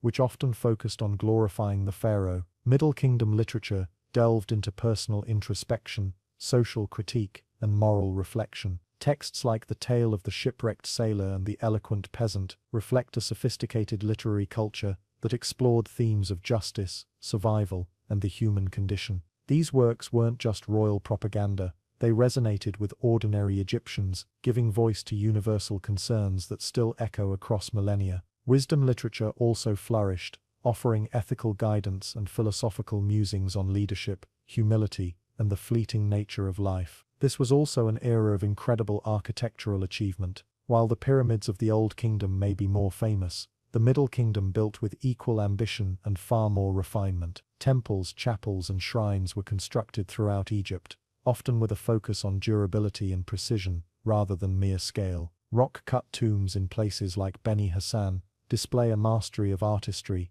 and an understanding of the afterlife that evolved significantly during this time. Unlike the colossal structures of the past, these tombs were more personal, richly decorated with vivid scenes of everyday life, agriculture, hunting, and religious rituals. These visual records provide invaluable insight into the worldviews of Middle Kingdom Egyptians, how they lived, what they valued, and what they feared. The pharaohs of the Middle Kingdom were not distant god-kings, but hands-on rulers who took a more human approach to governance. Kings such as Senusret, Amenemhat I, and the Thuri are remembered not just for their military campaigns or building projects, but for their engagement with their people. These rulers encouraged loyalty through practical reforms and outreach. The Instruction of Amenemhat, for example, is a political text that blends royal autobiography with fatherly advice, showcasing the thoughtful and strategic mindset of the era. Senusret III, in particular, stood out as a formidable figure, both a military leader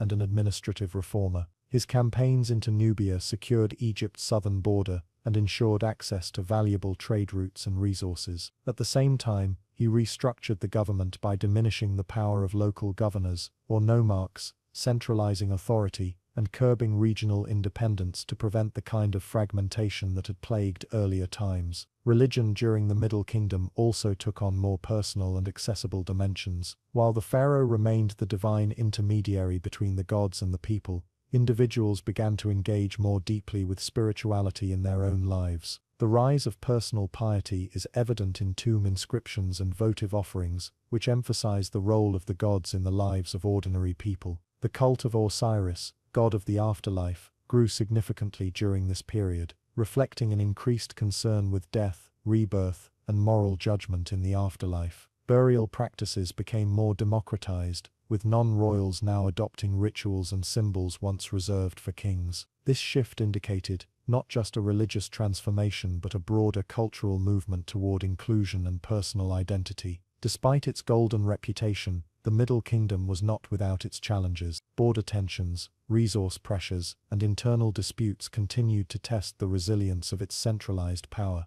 But the state's ability to respond to these pressures with diplomacy, infrastructure, and military strength ensured its survival for centuries. The 12th dynasty in particular maintained stability through careful succession planning and strategic marriages. Their reign represents the peak of the Middle Kingdom's power, influence, and prestige. One of the most compelling aspects of the Middle Kingdom is its legacy. Later Egyptians, especially those of the New Kingdom, looked back on this era as a model of governance and culture. It was considered a time when Ma'at, the concept of cosmic order and justice, had truly prevailed. The Middle Kingdom left behind not only monuments and texts, but also a political philosophy rooted in balance, fairness, and unity. It was an age that embraced both strength and introspection, divine authority and human connection. As the Middle Kingdom gradually gave way to the instability of the Second Intermediate Period, marked by the rise of the Hyksos in the Delta and the erosion of central control, its golden glow didn't fade overnight. The institutions it built, the literature it created, and the ideals it championed would echo into future generations. Even as foreign rulers eventually took the throne, the memory of the Middle Kingdom served as a standard against which future pharaohs measured themselves. In this golden age, Egypt did not merely survive, it thrived.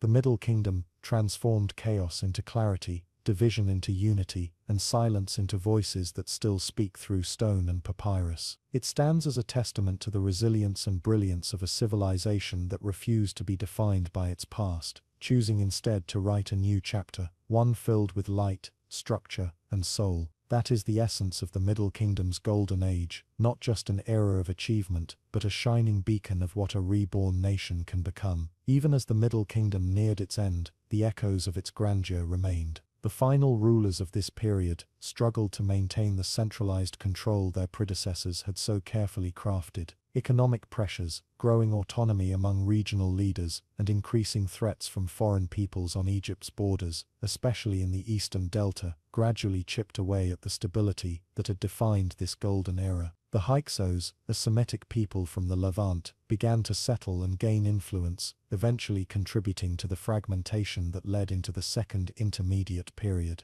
Yet even amid this decline, the intellectual and administrative foundations of the Middle Kingdom endured. Future dynasties, including the powerful 18th dynasty of the New Kingdom, would draw inspiration from Middle Kingdom ideals of governance, art, and justice. The Middle Kingdom was not merely a bridge between two great ages, it was a masterpiece in its own right, a time when Egypt found its balance, its rhythm, and its voice in the symphony of history. Decline and Second Intermediate Period. The story of Egypt's greatness has always been one of cyclical rise and fall, flashes of brilliance, followed by long shadows of decline. After the grandeur of the Old and Middle Kingdoms, where pyramids kissed the skies and the Nile fed thriving metropolises, Egypt would again find itself fractured, its once unified body split by internal weakness and foreign intrusion. The end of the Middle Kingdom marked not just the fading of a golden age, but the slow unraveling of centralized power that would usher in one of the most turbulent chapters in ancient Egyptian history, the Second Intermediate Period. This time was defined not by triumphs, but by division, decentralization, and the growing presence of foreign rulers within the heart of Egyptian lands. To understand this decline, one must first appreciate what was lost. The Middle Kingdom had brought a period of resurgence, a time when Egyptian art, literature, and governance flourished again after the chaos of the First Intermediate Period. Kings like Senusret III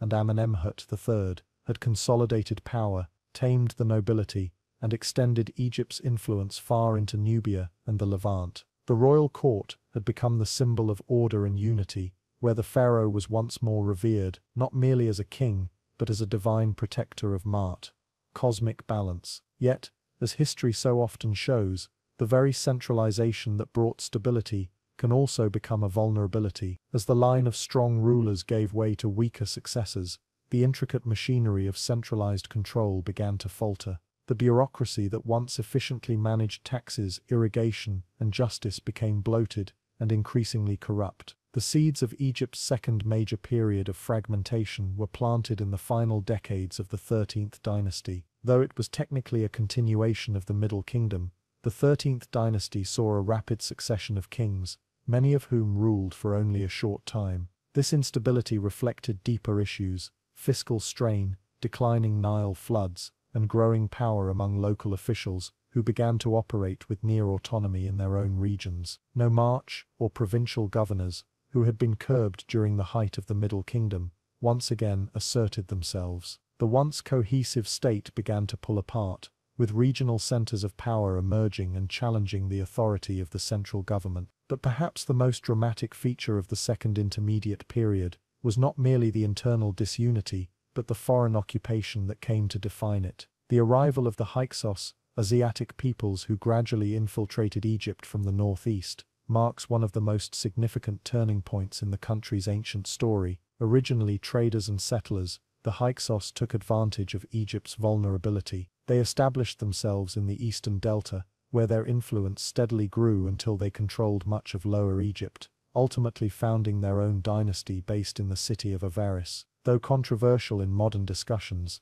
the term Hyksos was used by the Egyptians themselves, and roughly translates to rulers of foreign lands. This period of foreign rule shocked the Egyptian worldview. Never before had non-Egyptians governed from within the Nile Valley, and their presence was viewed not merely as a political threat, but as a cosmic aberration, a reversal of natural order. Hyksos rule brought with it new technologies, weapons and cultural influences. They introduced the horse-drawn chariot to Egypt, a revolutionary instrument of war that would later be fully embraced and mastered by the Egyptians themselves. They also brought new forms of bronze weaponry, fortified architecture, and even musical instruments. Yet despite these innovations, the Hyksos were seen as outsiders, foreign usurpers, whose rule challenged the divine authority traditionally reserved for native Egyptian pharaohs. Their presence created a lasting trauma in Egyptian memory, echoed in texts and inscriptions centuries later. Egyptians in the south, particularly in Thebes, harbored a deep resentment,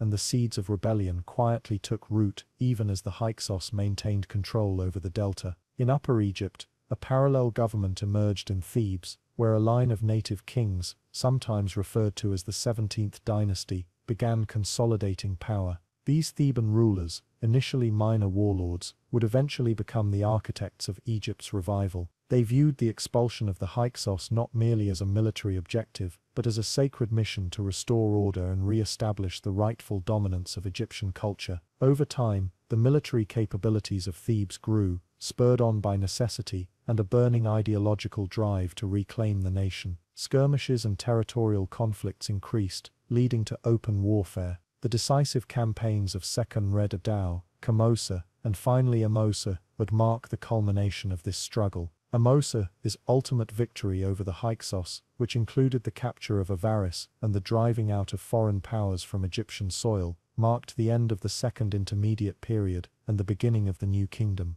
This victory was not just military, it was symbolic. Egypt had endured its darkest hour since the First Intermediate Period and had emerged once again, reborn. The trauma of foreign rule left a permanent mark on the Egyptian psyche. In later texts the Hyksos were demonized, their memory twisted into warnings about the dangers of disunity and the importance of a strong centralized monarchy. Yet, if one looks deeper, the Second Intermediate Period is not merely a story of decline, it is a story of adaptation and transformation. The technologies introduced by the Hyksos, especially the chariot, would become foundational to Egypt's later military successes. The decentralization of power forced new forms of governance and military leadership to evolve, particularly in Thebes, where the seeds of empire were quietly sown. In a paradoxical way, the period of chaos forged the conditions necessary for the greatness of the New Kingdom, Egypt's most imperial phase. Sometimes, the fire of collapse burns away the deadwood and clears the path for unprecedented growth. The transition into the Second Intermediate Period was not abrupt, but rather a slow erosion of stability that crept in like the desert sands, gradually burying what had once been firm and ordered. The 13th dynasty had tried to hold on to the grandeur of the Middle Kingdom, but the illusion of central authority became harder to maintain. Dozens of kings came and went, some ruling for only months, others for a few years, and their tombs and inscriptions grew increasingly modest, a quiet testament to their dwindling power. The court at Echarity, the capital established during the Middle Kingdom, lost its influence, while local officials grew more independent and ambitious. This decentralization of power meant that Egypt was no longer speaking with a single voice. Instead, it became a collection of regions each guided by its own interests, often in conflict or competition with one another. At the same time, external pressures grew. To the south, the kingdom of Kush began to reassert its independence. For centuries, Egypt had exerted military and economic control over Nubia, exploiting its rich gold mines and positioning forts to maintain dominance. But as Egyptian authority weakened, Nubian leaders, likely descendants of those once subjugated, began expanding northward, reclaiming lost territory, and even establishing their own line of kings. This southern resurgence was one of many signs that Egypt's sphere of influence was shrinking, its borders no longer defended by a unified military or centralized administration.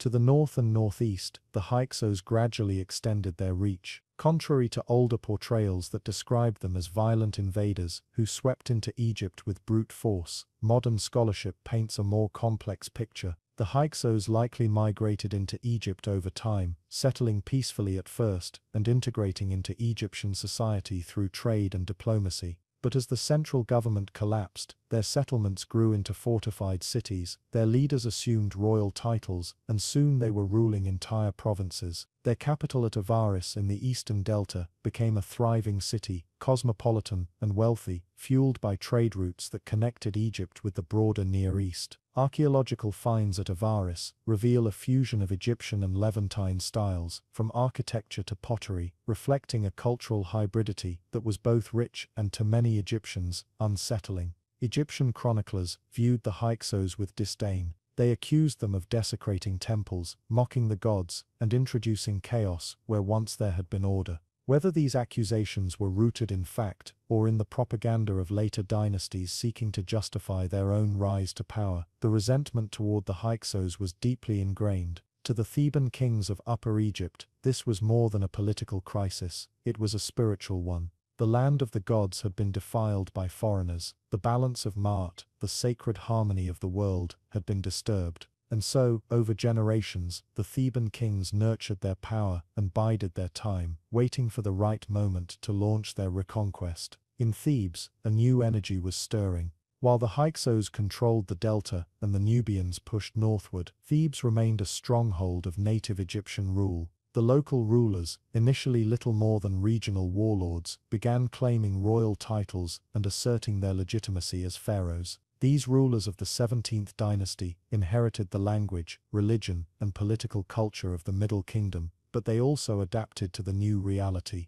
Cut off from the traditional centers of power, they became more militarized, more pragmatic, and more focused on the urgent need for national reunification. Their inscriptions speak not of grand building projects or religious festivals, but of campaigns, fortifications, and the divine duty to drive out the foreigners. The turning point came with Seqenenre-Ptah, a Theban king whose mummified remains tell a gruesome story of his end. His skull bears the brutal marks of battlefield injuries, suggesting he died violently, perhaps in combat with Hyksos forces. His death did not end the struggle, it ignited it further. His son Kamose took up the mantle of resistance and launched bold raids against Hyksos positions, even sending messages boasting of his victories and accusing his advisors of cowardice for tolerating foreign rule. Kamose's campaign was only partially successful, but it laid the groundwork for what would follow. That task fell to Ahmose, younger brother of Kamose, who would become one of the most celebrated pharaohs in Egyptian history. His reign marked the end of the Second Intermediate Period and the beginning of the New Kingdom. Kamose was not merely a warrior, he was a unifier. He reorganized the military, incorporated the latest technology introduced by the Hyksos, including chariots and composite bows, and waged a carefully planned campaign to retake the delta. After a series of brutal battles, he succeeded in capturing Avaris and expelling the Hyksos from Egyptian territory entirely. Pursuing them beyond Egypt's borders, into southern Canaan,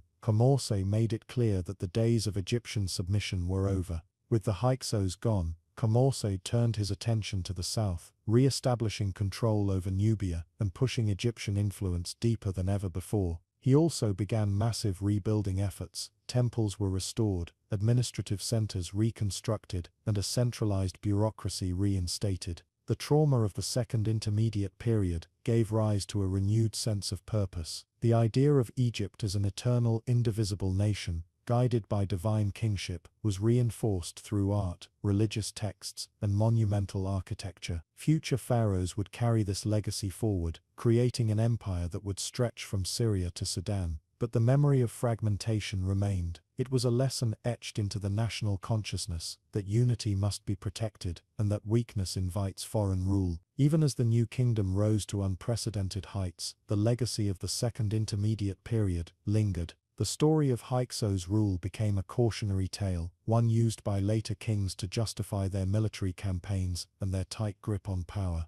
Temples and tombs bore inscriptions boasting of the pharaoh's role in keeping Egypt safe from outsiders, and priests reminded their congregants of the sacred duty to uphold Mat by supporting strong divine leadership. The idea that Egypt was the center of the world, a blessed land surrounded by chaos, became a defining feature of its cultural identity. Despite the eventual resurgence of Egyptian power under Amorse, the Second Intermediate Period left scars not easily erased. It had shown how quickly the mighty could fall, how even the sacred institutions of kingship and divine order could be undermined by complacency, disunity, and external influence. The trauma of that era imprinted itself on Egypt's collective memory, shaping everything from state ideology to military structure and even religious thinking. Pharaohs of the New Kingdom would not forget how foreign rulers had once walked the palaces of the Nile Delta, wearing Egyptian crowns and commanding Egyptian people. That bitter memory drove them to adopt a more aggressive, expansionist foreign policy, aimed not only at defense but at domination.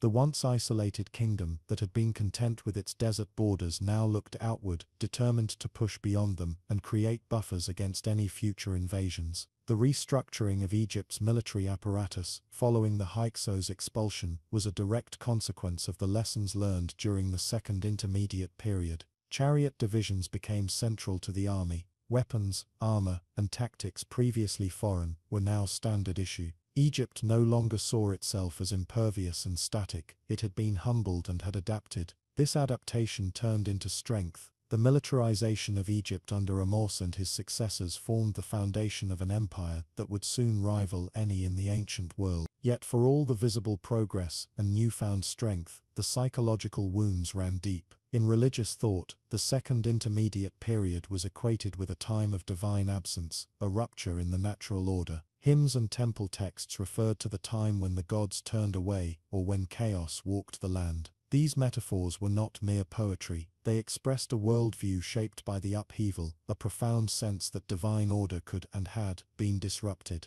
The re-establishment of order was thus not only a political act but a spiritual restoration. Kings of the New Kingdom were not just rulers, they were healers of a wounded land, restorers of divine harmony. This attitude can be seen in how the Theban rulers aligned themselves with Ammon, the local god of Thebes who rose to prominence during the 17th dynasty. As the pharaohs of the New Kingdom expanded their realm, they also expanded the cult of Ammon, now recast as Ammon-Ra, king of the gods. His temples, especially the sprawling complex at Karnak, became not only religious centers but political statements, symbols of Egypt's renewed unity and divine favor. The very architecture was designed to inspire awe and project the message that Egypt had been restored and would never again fall into such disarray. Still, beneath this bold resurgence was a quiet awareness of how fragile power could be. That awareness drove the New Kingdom's pharaohs to great lengths to prevent a recurrence of the chaos that had defined the Second Intermediate Period. They maintained standing armies, dispatched viceroys to control Nubia, established diplomatic relations with other great powers like the Hittites and Mitanni, and created complex systems of taxation and resource management to stabilize the economy. Their extensive building projects were not merely about piety or legacy, they were about control. Temples served as both religious sanctuaries and administrative centers, reinforcing the authority of the pharaoh in every region of the country. It is also important to remember that the Second Intermediate Period, though often painted as a time of total collapse, was not without its cultural developments. Despite political fragmentation, life continued for many Egyptians. Local rulers patronized art and craftwork, particularly in the Theban region. The Middle Kingdom traditions of literature and sculpture did not vanish, they simply evolved. The tale of Senua, for instance, remained popular and was copied throughout this period, a reminder of how cultural identity endured even in times of disunity. Funerary customs also adapted. New styles of coffins and tomb paintings appeared, blending older Egyptian symbols with newer, sometimes foreign motifs. In many ways, the Second Intermediate Period forced Egypt to redefine itself. The presence of the Hyksos in the north and Nubian influence in the south created a crucible of cultural exchange. While the Egyptians of later dynasties often cast this time as a shameful aberration, the reality was more nuanced. Egypt absorbed and adapted elements from these outsiders, military techniques, artistic styles, new crops and trade routes, and used them to build something stronger. The rise of the New Kingdom in ancient Egyptian history marks one of the most significant and transformative eras in the civilization's long journey, often referred to as the Empire period. This phase, spanning approximately from 50 to 1070 BCE, was characterized by military conquests, monumental architecture, political centralization, and a cultural flourishing that would shape Egypt's legacy for millennia. But the seeds of this powerful epoch were planted during one of Egypt's most turbulent times. In the aftermath of the Second Intermediate Period, Egypt was divided, vulnerable, and under foreign occupation. The Hyksos, a foreign Semitic people, had taken control of the Nile Delta and established their own dynasty, introducing new technologies like the horse-drawn chariot and composite bow to Egyptian warfare. Native Egyptian rulers, especially those based in Thebes, viewed the Hyksos presence as a humiliation and a threat to national identity and unity. The decisive momentum for change came with the determination of the Theban 17th dynasty, whose kings began waging war to expel the Hyksos. The real turning point was under the leadership of Seqenenret-Dao, who likely died in battle against the Hyksos, followed by his sons Kamose and Ahmose. Kamose launched early campaigns but died before completing the mission. Kamose, however, successfully drove the Hyksos out of Egypt around 1550 BCE and pursued them into the Levant, ensuring they would not return. This military victory not only reunited Upper and Lower Egypt, but also signaled the start of the New Kingdom, a period defined by expansionism, prosperity, and centralized rule under powerful pharaohs. Kamose reign laid the groundwork for what was to come. He re-established order, reopened trade routes, and set about rebuilding Egypt's infrastructure. He also set a precedent that would become a hallmark of the New Kingdom: militarism as a means of maintaining and projecting power. For the first time, Egypt transformed from a relatively insular kingdom to an outward-facing empire, extending its influence far beyond its traditional borders. Successive pharaohs inherited and amplified this vision. Amenhotep I continued his father's work by consolidating power and expanding further into Nubia.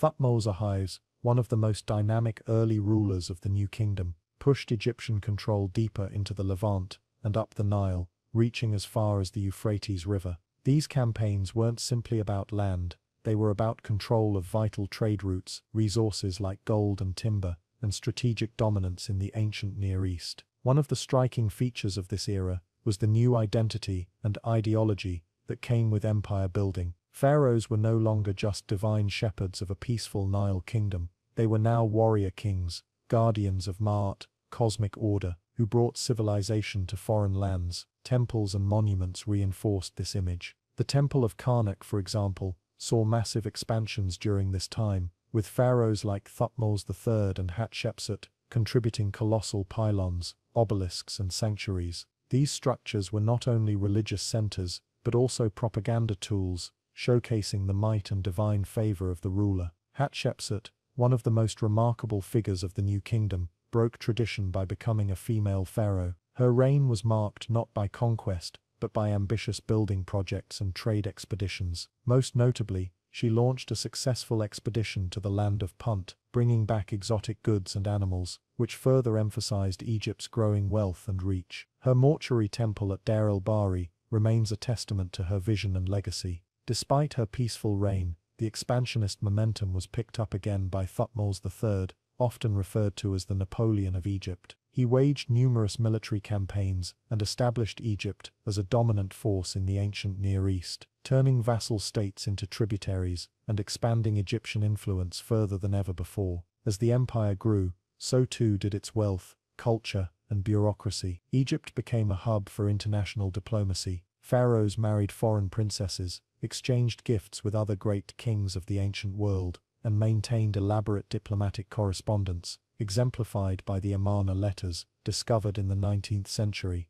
These clay tablets provide a fascinating window into the politics of the time, revealing Egypt's role in a web of alliances, rivalries, and trade across the Near East. During the reign of Amenhotep III, this internationalism reached its zenith. His rule marked a golden age of luxury, peace, and artistic achievement. Amenhotep III built lavish palaces and temples, including the massive Luxor Temple and his mortuary temple near Thebes, known for the colossal statues called the Colossi of Memnon. His era was one of cultural flourishing, with Egyptian art, literature, and religion reaching new heights. However, it was during the reign of his son, Amenhotep IV, better known as Akhenaten, that the new kingdom experienced one of its most controversial and radical shifts. Akhenaten introduced a form of monotheism, elevating the sun disk Aten above all other gods and diminishing the traditional priesthoods, especially that of Amenon. He built a new capital, Ekataten, modern-day Amarna, and fostered a distinctive artistic style that emphasized realism and intimacy. While his religious revolution was short-lived, reversed after his death,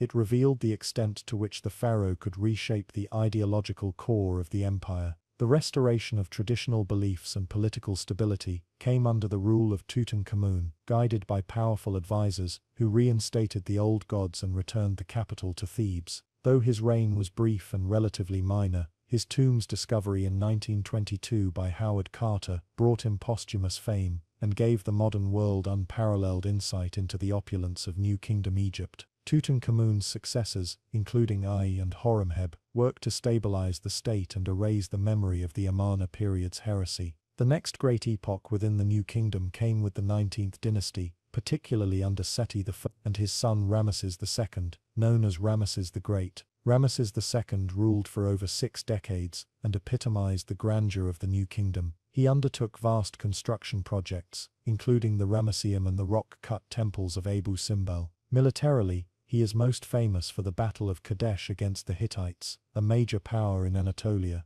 Though the battle ended in a stalemate, it led to the first known peace treaty in recorded history, a copy of which survives today on a wall in the United Nations headquarters. Ramses II's reign marked the peak of the New Kingdom's power, but also the beginning of its gradual decline. The strain of constant military campaigns, the cost of monumental construction, and internal bureaucratic pressures began to erode the empire's foundations. His successors struggled to maintain the same level of control and prosperity. Foreign threats became more pronounced, especially from the Sea Peoples, a mysterious confederation of naval raiders who began attacking Egypt's coast during the reign of Ramses III, one of the last powerful pharaohs of the New Kingdom. Ramses III managed to repel these invaders, but his reign was marred by economic troubles, corruption, and the first recorded labor strike in history at Deir el-Medina. After his death, the centralized power of the pharaohs waned, and the empire began to fragment. The priesthood of Amun gained increasing influence in Thebes, effectively creating a parallel power structure that challenged the authority of the royal court.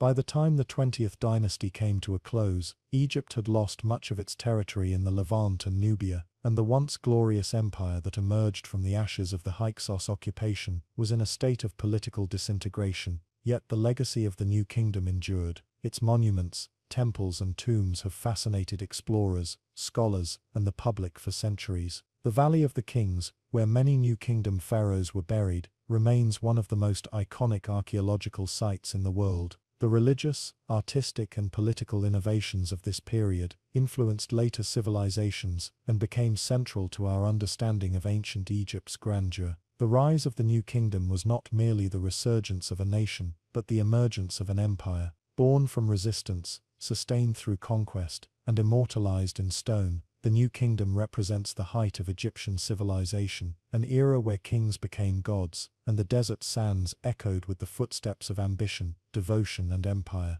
Egypt becomes an empire, as the golden sands of the Nile shifted under the ever-present sun. Egypt was poised to transform from a powerful kingdom into a commanding empire. This transition was not instantaneous.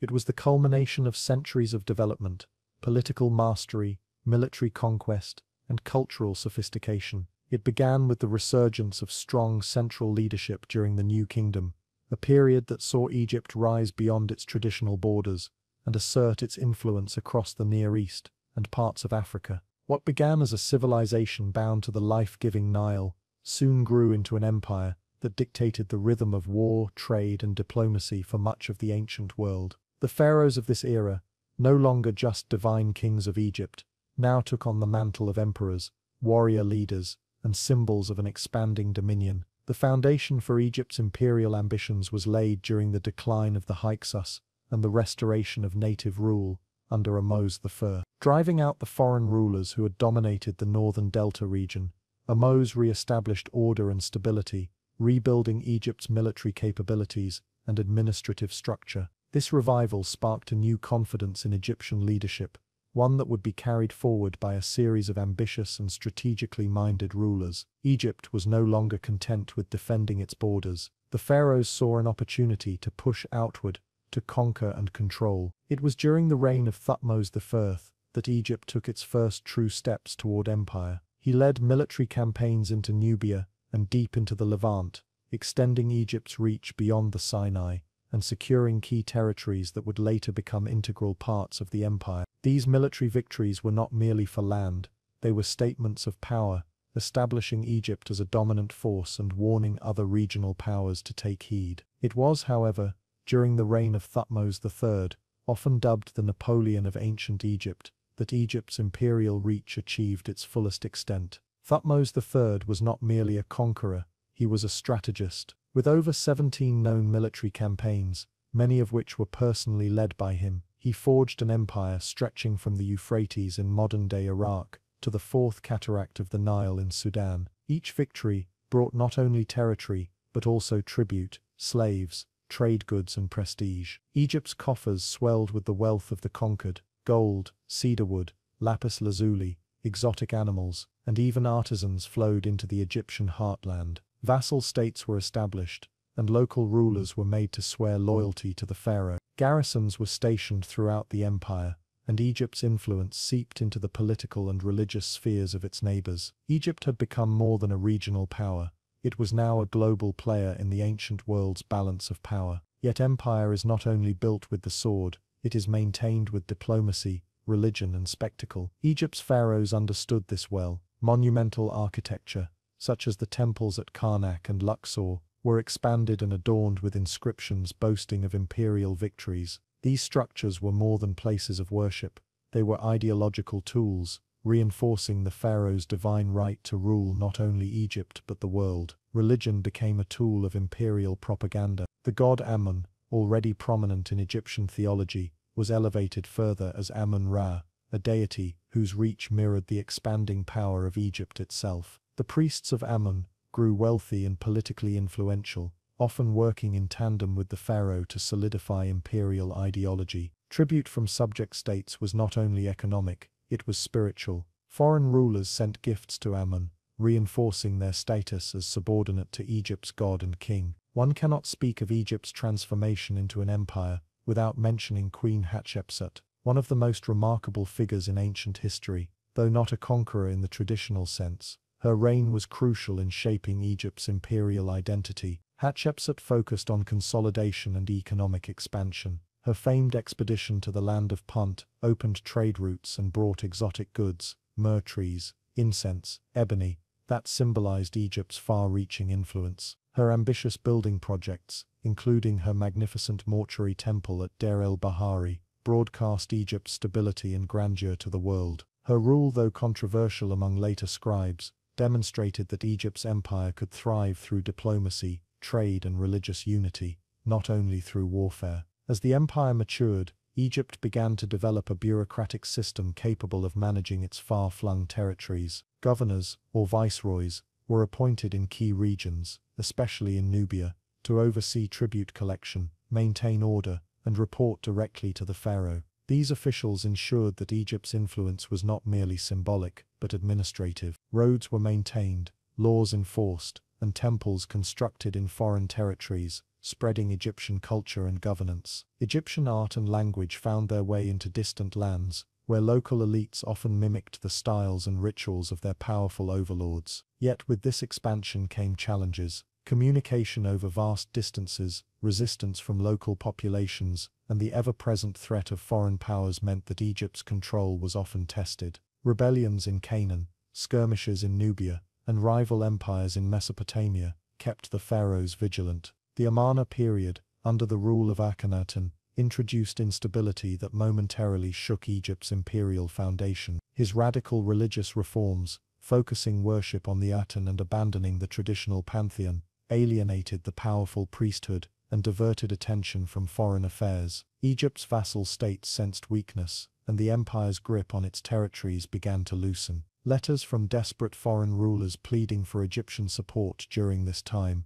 known as the Amarna letters, reveal a crumbling network of alliances. Though Akhenaten's successor Tutankhamun attempted to restore the old order, the damage to Egypt's imperial standing had been done. It took the strong leadership of generals and later pharaohs, like Seti I and Ramses II, to restore Egypt's prestige and military dominance. Ramses II, often known as Ramses the Great, symbolized the last great flourish of Egypt as a true empire. His confrontations with the Hittites, particularly the famous Battle of Kadesh, showed that Egypt was still a force to be reckoned with. Though the battle itself ended in a stalemate, it led to the world's first known peace treaty, a testament to Egypt's status as a diplomatic equal to other major powers. Ramesses' reign was also marked by prolific construction, including the grand temples at Abu Simbel, whose colossal statues served as a stern warning to any would-be challengers. His reign marked both the zenith and the beginning of the slow decline of Egypt's empire. As time passed, internal strife, economic pressures, and the rise of new powers, particularly the Assyrians and later the Persians, eroded Egypt's dominance. The empire that once stretched across continents began to contract. The grandeur of earlier centuries gave way to fragmentation,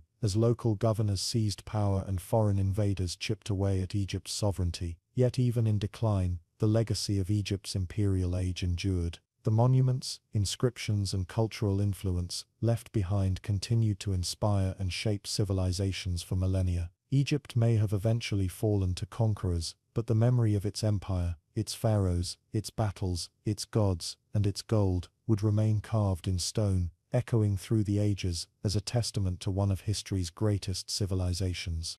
The Reign of Hatshepsut. Hatshepsut's reign stands as one of the most remarkable and enigmatic periods in ancient Egyptian history, not only because she was one of the few women to ascend to the role of pharaoh, but also due to the unprecedented prosperity, innovation, and cultural grandeur that flourished under her rule. Rising to power in the 15th century BCE, during the 18th dynasty, Hatshepsut defied expectations, norms, and even the very structure of power itself. Her story is one of political genius, spiritual conviction, and a deep understanding of the symbols and architecture that held the ancient Egyptian world together. Hatshepsut began her political life, not as a pharaoh, but as the great royal wife of her half-brother Thutmose II. Upon his death, the throne passed to his son Thutmose III, who was still a child. It was at this pivotal moment that Hatshepsut was named regent. Initially, she ruled on behalf of the young king, but over time she assumed the full powers and title of a pharaoh. This transition was both subtle and radical, to consolidate power and legitimize her reign in a deeply patriarchal society. She adopted all the regalia of kingship, including the traditional Nemes headdress, the ceremonial beard, and the male pronouns associated with pharaohs. Statues and inscriptions began to depict her not just as a queen, but as a male king, creating a hybrid iconography that both challenged and embraced tradition. Her political brilliance was evident in how she handled this transition. Rather than immediately seizing power in a violent or abrupt manner, she gradually reshaped public perception and official iconography, forging a new model of leadership that merged divine sanction, ancestral legitimacy, and pragmatic governance. She aligned herself closely with the god Amun, Egypt's most powerful deity at the time, claiming divine birth and favor to reinforce her right to rule. Temples were filled with reliefs depicting her as the chosen of Amun, reinforcing the sacred nature of her kingship. In doing so, Hatshepsut effectively turned religion into a cornerstone of her political authority. Hatshepsut's reign is particularly remembered for its emphasis on monumental architecture and ambitious building projects, the most iconic of which is her mortuary temple at Deir el-Bahari. Carved into the cliffs of western Thebes, this temple stands as a masterpiece of ancient architecture, blending symmetry, harmony, and grandeur in a way that inspired generations of builders and rulers. The terraces, colonnades, and sanctuaries of Deir el-Bahari not only glorified her reign, but also served as a stage upon which her divine narrative was performed in stone. The temple's reliefs tell the story of her divine birth, her coronation, and even her most celebrated expedition, the voyage to the land of Punt. This expedition to Punt, believed to be in the region of modern-day Eritrea or Somalia, was an extraordinary feat for the time. It underscored Egypt's maritime capabilities and economic ambitions. The fleet returned laden with incense, ebony, ivory,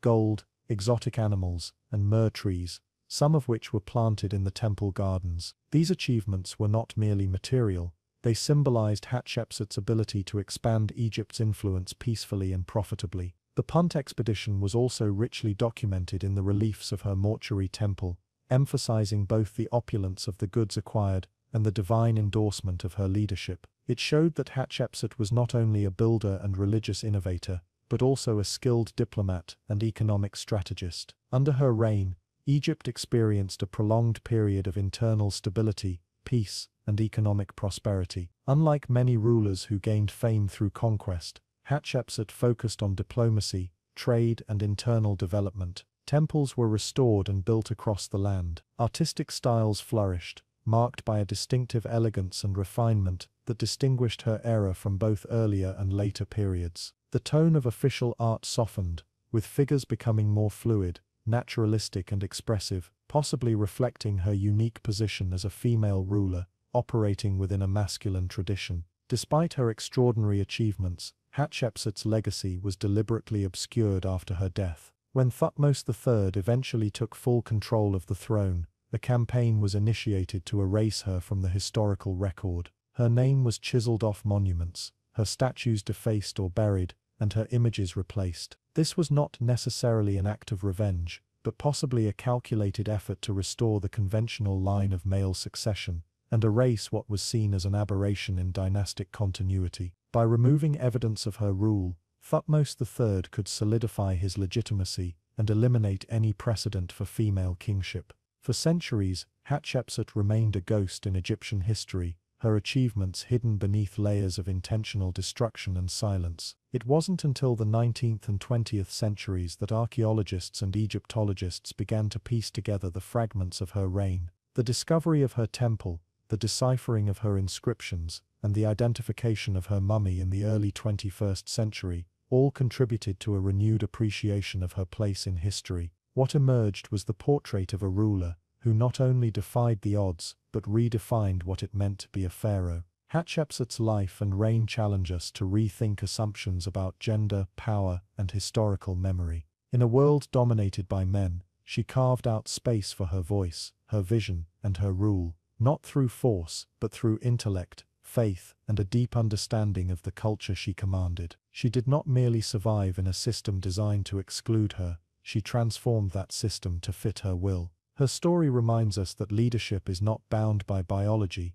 but by the ability to inspire, build, and leave a legacy that transcends time. The grandeur of her monuments, the sophistication of her policies, and the elegance of her artistic vision speak to a reign that was as much about symbolism as it was about governance. Hatshepsut's rule was a tapestry of careful messaging, strategic alliances, and divine storytelling. By placing herself within the framework of traditional kingship, while simultaneously rewriting its rules, she ensured that her name, though nearly lost, would eventually rise again. Today, Hatshepsut is celebrated not just as a rare female pharaoh, but as one of ancient Egypt's greatest rulers. Her name, once scratched from history, is now etched into the annals of time as a symbol of visionary leadership and enduring power. Her temple still stands, her images still inspire, and her story continues to challenge and enrich our understanding of ancient history. In the face of erasure, Hatshepsut has been resurrected by the very forces of history that once sought to bury her,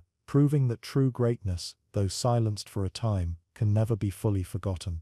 Hatshepsut's story also underscores the fragility and resilience of legacy. Her erasure from the historical record was almost complete, yet the stones she commissioned, the temples she raised, and the innovations she championed, endured the passage of millennia. These remnants, silent but persistent, waited for rediscovery. In many ways, her eventual return to the spotlight is a triumph over time itself, a testament to the power of creation and the enduring nature of visionary leadership. Her reign illustrates how history, though often manipulated or rewritten, has the capacity to heal its own silences through the patient work of discovery and scholarship. Today, scholars, educators, and admirers continue to study her life with awe, not merely because she was a woman who ruled as king, but because she ruled with wisdom, grace, and foresight. In doing so, she left behind more than monuments. She left behind an idea that greatness can come from the most unexpected places, and once revealed,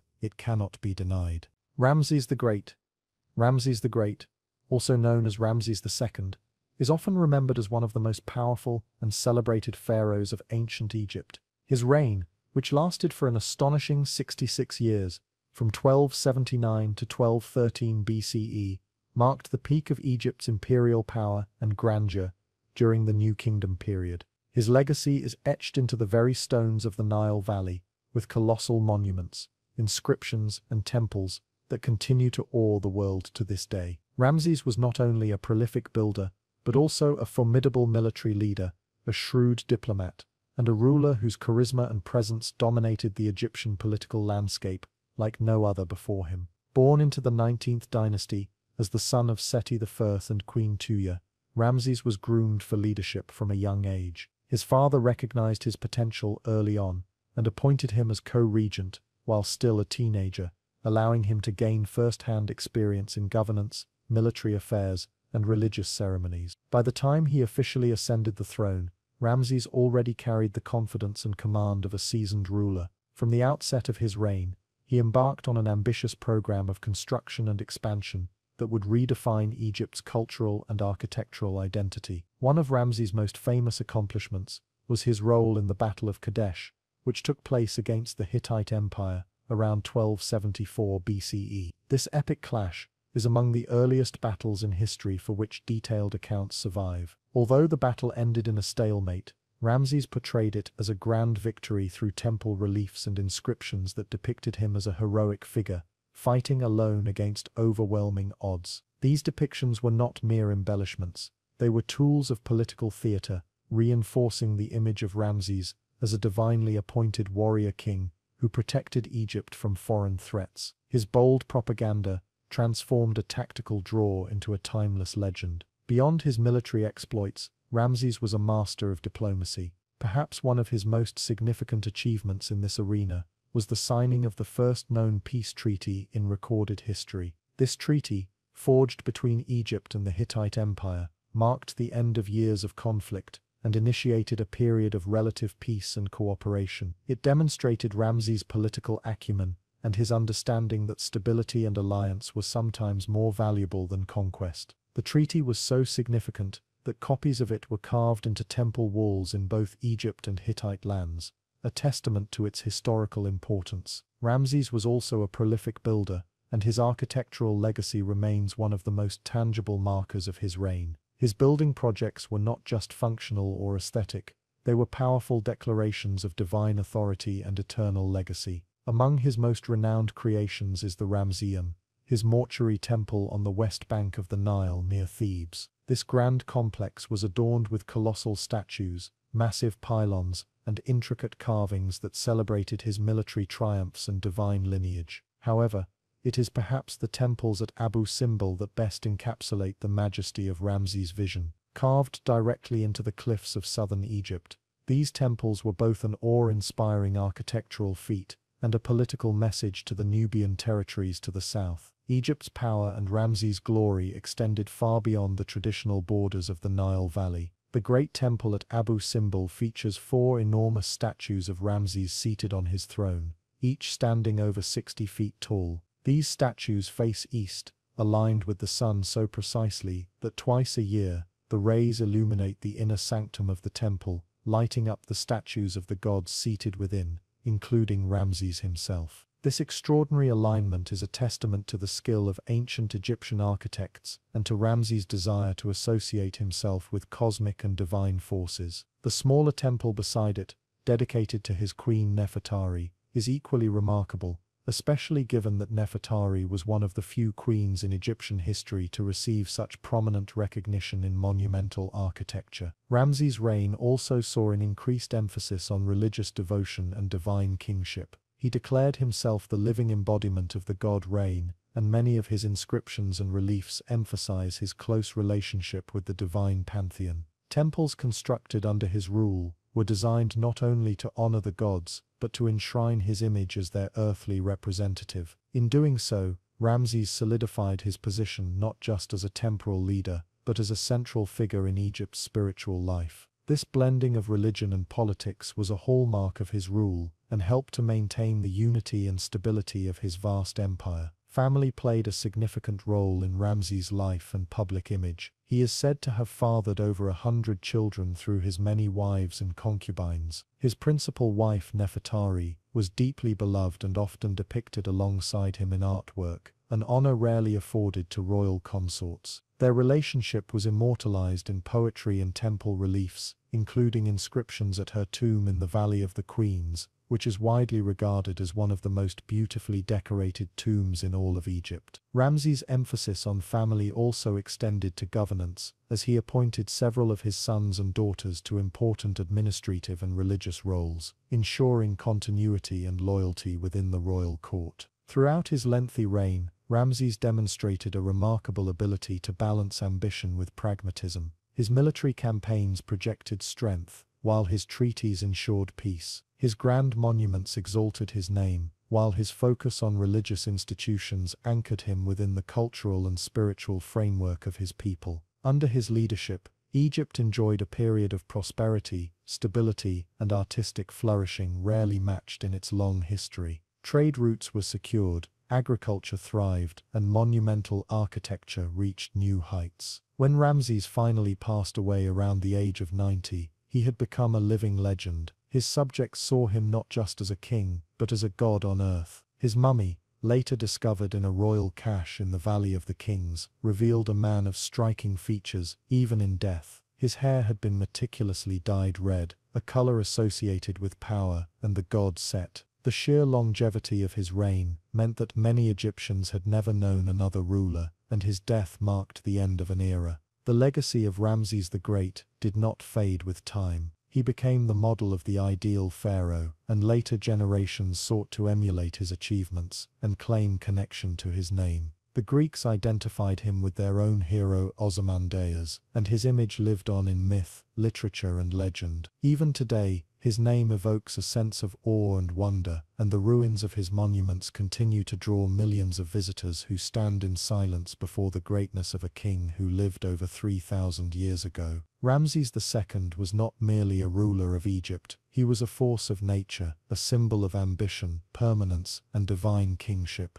His reign represents the zenith of ancient Egyptian civilization, a moment when power, culture, and spiritual authority were united in one man. Through his military campaigns, his monumental architecture, his diplomatic genius, and his sheer presence, Ramses carved his name not only into stone but into the very fabric of human history. Decline of the New Kingdom. The story of the New Kingdom of ancient Egypt, once a beacon of wealth, power, and cultural brilliance, eventually spiraled into a steady decline, a fading echo of its former glory. This descent was not the result of a single catastrophe, but a slow unraveling, a gradual erosion brought on by a combination of internal weaknesses and external pressures that compounded over time. At its peak, the New Kingdom had boasted legendary rulers like Thutmose III, Hatshepsut, Akhenaten, and Ramses II. Egypt's influence reached into the Levant, Nubia, and beyond. Monumental temples rose from the desert, inscriptions sang the praises of mighty pharaohs, and the gods seemed to walk among mortals. Yet even the most powerful empires are not immune to time's corrosive touch. The seeds of decline were sown long before they fully blossomed into crisis. The reign of Ramses II, though often romanticized for its military exploits and architectural marvels, marked the beginning of certain unsustainable practices. His extensive building programs and massive campaigns demanded vast resources. Though Egypt's economy flourished under him, it did so through a careful balance that required constant victories, tribute, and labor. With his death, that fragile balance began to tip. His successors, though capable, were burdened with the weight of maintaining an empire on the brink of overextension. The costs of warfare, building, and administration began to exceed the state's capacity to generate wealth. One of the most pressing problems was succession instability. After Ramses II, the throne passed through a series of pharaohs who struggled to assert the same authority. Ramses III, the last great king of the New Kingdom, fought valiantly to preserve the empire. His reign was marked by a series of wars against the Sea Peoples, a confederation of marauding groups that were ravaging the Mediterranean world. Though Ramses III repelled their invasions and maintained Egypt's borders, these conflicts drained the treasury and sapped national strength. The strain of continuous military mobilization required increased taxation and labor demands, which in turn sowed unrest among the population. Adding to the pressure was a catastrophic event known as the Bronze Age collapse, a series of societal failures that swept across the eastern Mediterranean in the 12th century BCE. Great cities were sacked, trade networks disintegrated, and once powerful empires crumbled. Egypt was not spared. Although it survived the initial wave, the shock waves of the collapse destabilized its economy and trade relationships. The international order that Egypt had so long benefited from began to unravel. Access to critical goods like tin, used for making bronze, became restricted. Diplomatic and commercial ties with neighboring powers eroded, and Egypt found itself increasingly isolated. Compounding this external chaos were internal problems that began to fester and rot the state from within. Corruption seeped into the administration. Officials, once bound by loyalty and duty to the pharaoh, began using their positions for personal gain. Tomb robberies,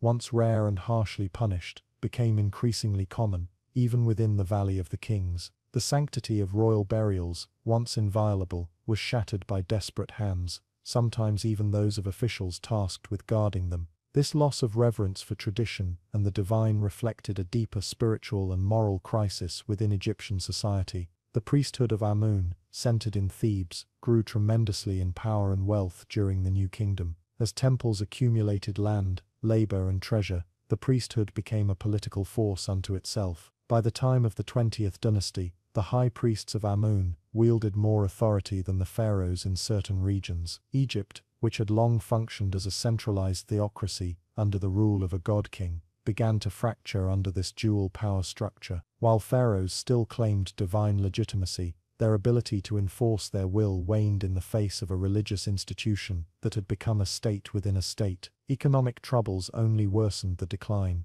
Inflation, grain shortages, and breakdowns in the distribution of state rations led to widespread discontent. Evidence of the first recorded labor strike in history comes from this period, when tomb workers at Deir el-Medina protested delayed payments in grain and supplies. The papyri that record their grievances tell a vivid story of frustration and despair, of a once proud workforce reduced to begging for food. If the elite could no longer provide for the artisans building the royal tombs, what hope was left for the average Egyptian? Famine and poor harvests followed, possibly exacerbated by climate change. A series of low Nile floods reduced agricultural output, further straining a population already burdened by taxes and shortages. Egypt's economy, once reliant on surplus and controlled redistribution, faltered. Markets became unstable, and confidence in the institutions that had governed daily life for centuries began to erode. As food became scarce, theft and lawlessness increased. People turned to desperate measures, and the old order lost its grip on the hearts of the people. Politically, Egypt began to fragment. The once unified kingdom split into rival power centers, with local governors and military leaders asserting autonomy. The pharaoh's reach no longer extended across the full length of the Nile. In the south, the priests of Amun ruled Thebes like monarchs. In the north, military leaders held sway. The royal court in Ramesses or Tanis became symbolic more than sovereign. The central authority of the pharaoh, so long the unifying principle of Egyptian identity, was reduced to ceremony. Egypt, for all its grand temples and gilded tombs, was a house divided. Foreign threats remained ever present. The Libyans, once confined to Egypt's western frontier, began to settle within Egyptian borders. Their presence, initially tolerated, gradually evolved into influence, and then control. Eventually, Libyan generals rose to the throne, establishing new dynasties that claimed legitimacy, but bore little resemblance to the divine kingship of old. These new rulers often maintained Egyptian traditions outwardly, but the heart of Egyptian civilization, the idea of the pharaoh as a living god, had already begun to fade. The Assyrians to the northeast were rising in power and began pressing into Egyptian-held territories. Though it would be centuries before they conquered Egypt outright, their growing dominance in the Levant signaled the end of Egyptian influence abroad. Egypt's empire had contracted to its core, and even that was under siege. The dreams of Thutmose III and Ramses II, who had once marched triumphantly through Asia, lay in ruins. Culturally, the decline took its toll. Artistic standards dropped. The finely carved statues and detailed tomb paintings of the earlier New Kingdom gave way to more rigid, less inspired forms. Economic strain likely played a role, as did the loss of skilled labor and patronage. The great monumental projects ceased. Temples fell into disrepair. Royal tombs were hastily constructed or abandoned altogether. The grandeur of Egypt's golden age faded,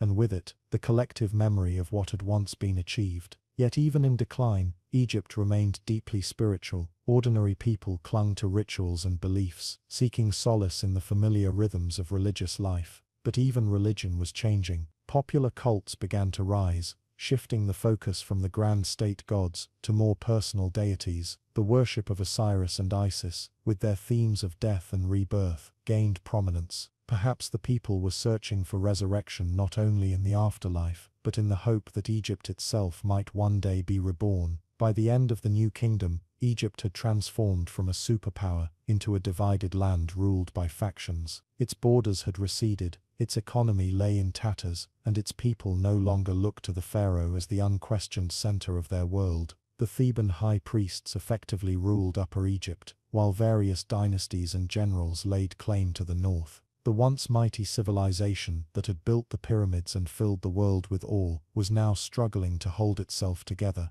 and yet, Egypt did not vanish.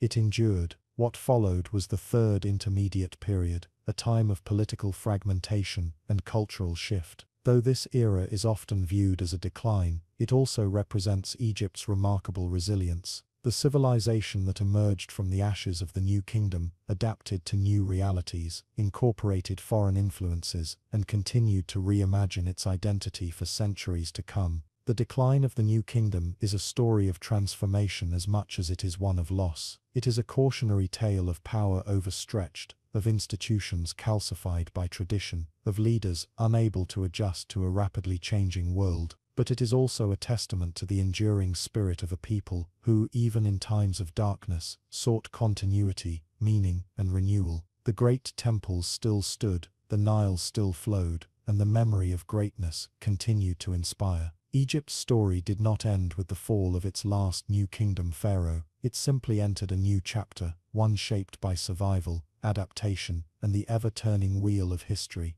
Though the New Kingdom had reached its breaking point, the decline did not come as a sudden fall, but rather as a long drawn-out process, a slow crumbling of the foundations upon which Egypt's power had rested for centuries. Even as the ruling elite clung to ceremony and ritual, the actual machinery of governance was grinding to a halt. The state apparatus, once a marvel of centralized efficiency, now sputtered under the weight of competing interests, weakened authority, and eroded legitimacy. Communication between the capital and the distant regions became inconsistent, taxes went uncollected, and provincial officials began acting as petty kings in their own right. The bureaucracy, so vital to Egypt's control over its people and resources, had become bloated, inefficient, and corrupt. Amid this administrative breakdown, the royal court became increasingly ceremonial. The pharaoh's image, still etched in stone and praised in temple hymns, had become hollow, a ritual echo of a once dominant institution. Titles and honors continued to be bestowed, but the actual power they represented was shrinking.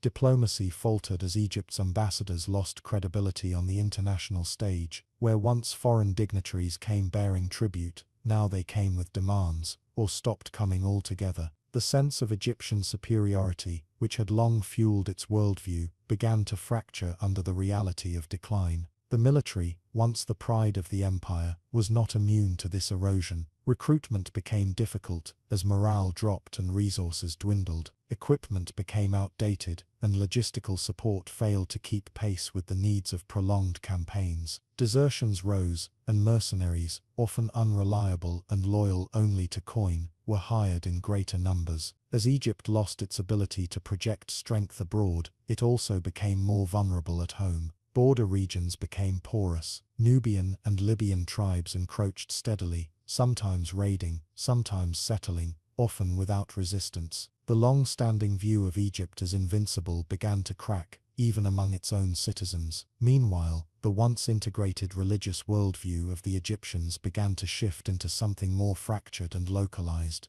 As the central temples lost their political backing and financial support, local cults and household gods grew in popularity. The people turned to more personal, accessible forms of worship, seeking protection and blessing from divine figures that were closer to their daily experiences. The priesthood of Amun, despite its enormous power, began to feel the pressure of internal division and waning faith. Without the backing of a unified state, even religion, Egypt's deepest-rooted institution, could not fully hold the people together. At the social level, inequality had reached unsustainable levels. The elite maintained their privileges, shielding themselves in fortified estates, living off the labor of a peasantry that had grown increasingly restless and desperate. The people who once looked to the pharaoh for justice now found themselves at the mercy of local warlords, temple administrators, and tax collectors. Disillusionment with the system grew. The dreams of stability and divine order that had once defined Egyptian life had faded, replaced with cynicism,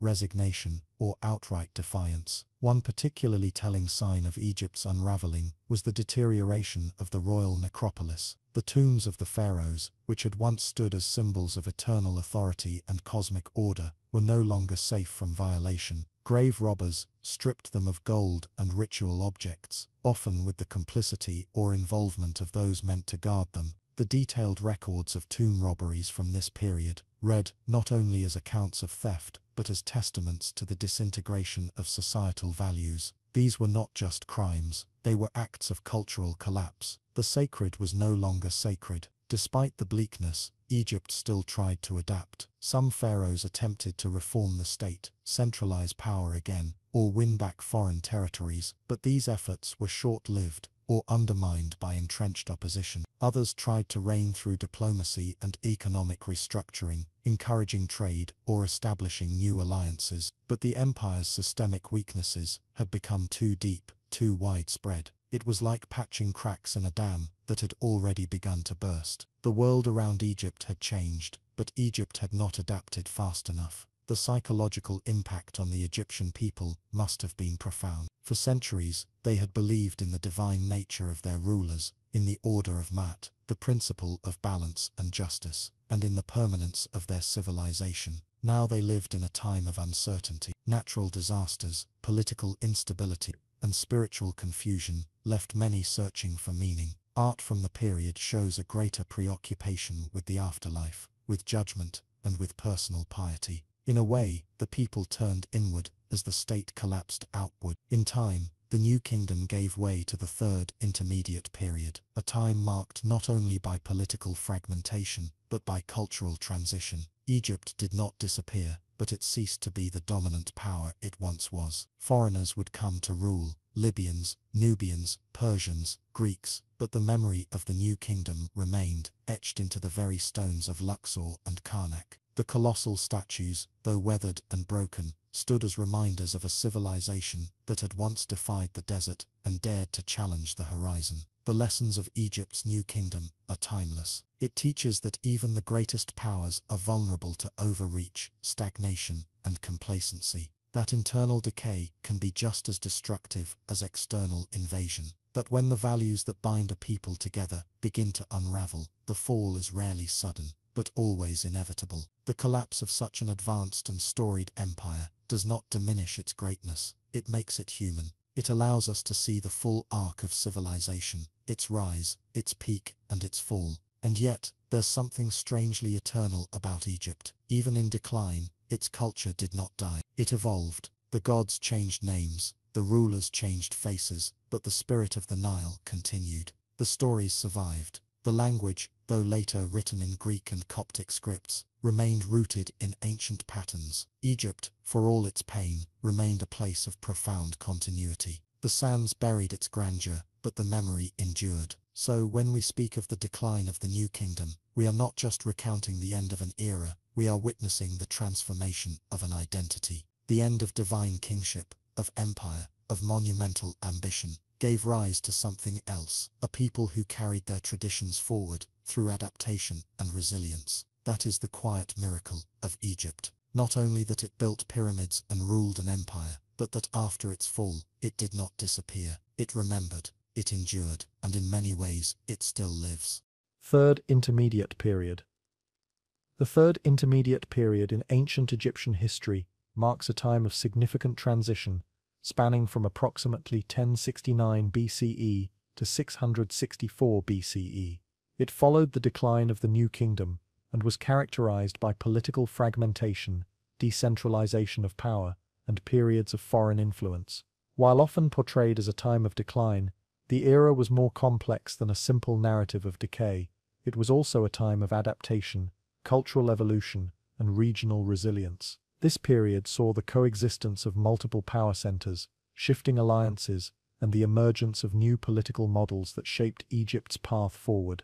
At the beginning of the Third Intermediate Period, Egypt was reeling from the weakening of the centralized authority that had been so strongly established during the height of the New Kingdom. The 21st dynasty, based in Tanis in the eastern delta, claimed royal authority but lacked control over the entire country. In the south, Thebes remained influential, particularly through the office of the High Priest of Ammon, who wielded both religious and considerable political power. This resulted in a duality of rule, with the northern kings and southern priesthood operating in a tenuous balance of cooperation and rivalry. The High Priests of Ammon often acted with near autonomy, administering southern Egypt and managing its resources independently of the Tanite pharaohs. The fragmentation of authority during this time was not merely political, but also ideological. The pharaohs of the 21st dynasty maintained traditional religious and royal customs, but their inability to assert direct control over all of Egypt diminished the divine kingship's traditional aura. The office of the pharaoh lost some of its centralized supremacy as local rulers and priesthoods gained importance. This decline in centralized power allowed for more regional expression and governance, but it also meant that Egypt was more vulnerable to internal strife and external invasion. A key feature of the Third Intermediate Period was the emergence of Libyan influence in Egyptian politics. Libyan mercenaries and settlers had been present in Egypt during the New Kingdom, especially in the Delta region. Over time, these communities became integrated into Egyptian society and eventually rose to positions of power. The 22nd dynasty, founded by Shoshenq around 945 BCE, was of Libyan origin. Shoshenq, also known as Shishak in the Hebrew Bible, was a military leader who capitalized on the weakened state of Egypt's central authority to establish a new dynasty. His reign marked a moment of partial reunification and strength, as he conducted military campaigns into the Levant and restored some semblance of Egyptian prestige abroad. However, the unity Shoshenq established did not last beyond his successors. Egypt quickly reverted to division, with multiple lines of kings ruling concurrently in different regions. The 22nd and 23rd dynasties, for instance, often ruled side by side, leading to a complex political landscape with overlapping reigns and competing claims to legitimacy. This overlapping rule created confusion in administrative and religious structures, often necessitating negotiation and compromise between regional leaders. The political map of Egypt during this time resembled a mosaic rather than a monolithic kingdom, and power was increasingly localized. In this fragmented landscape, the role of religion remained a unifying and stabilizing force. Temples continued to function as centers of economic, political, and spiritual life. The Ammon priesthood in Thebes remained powerful,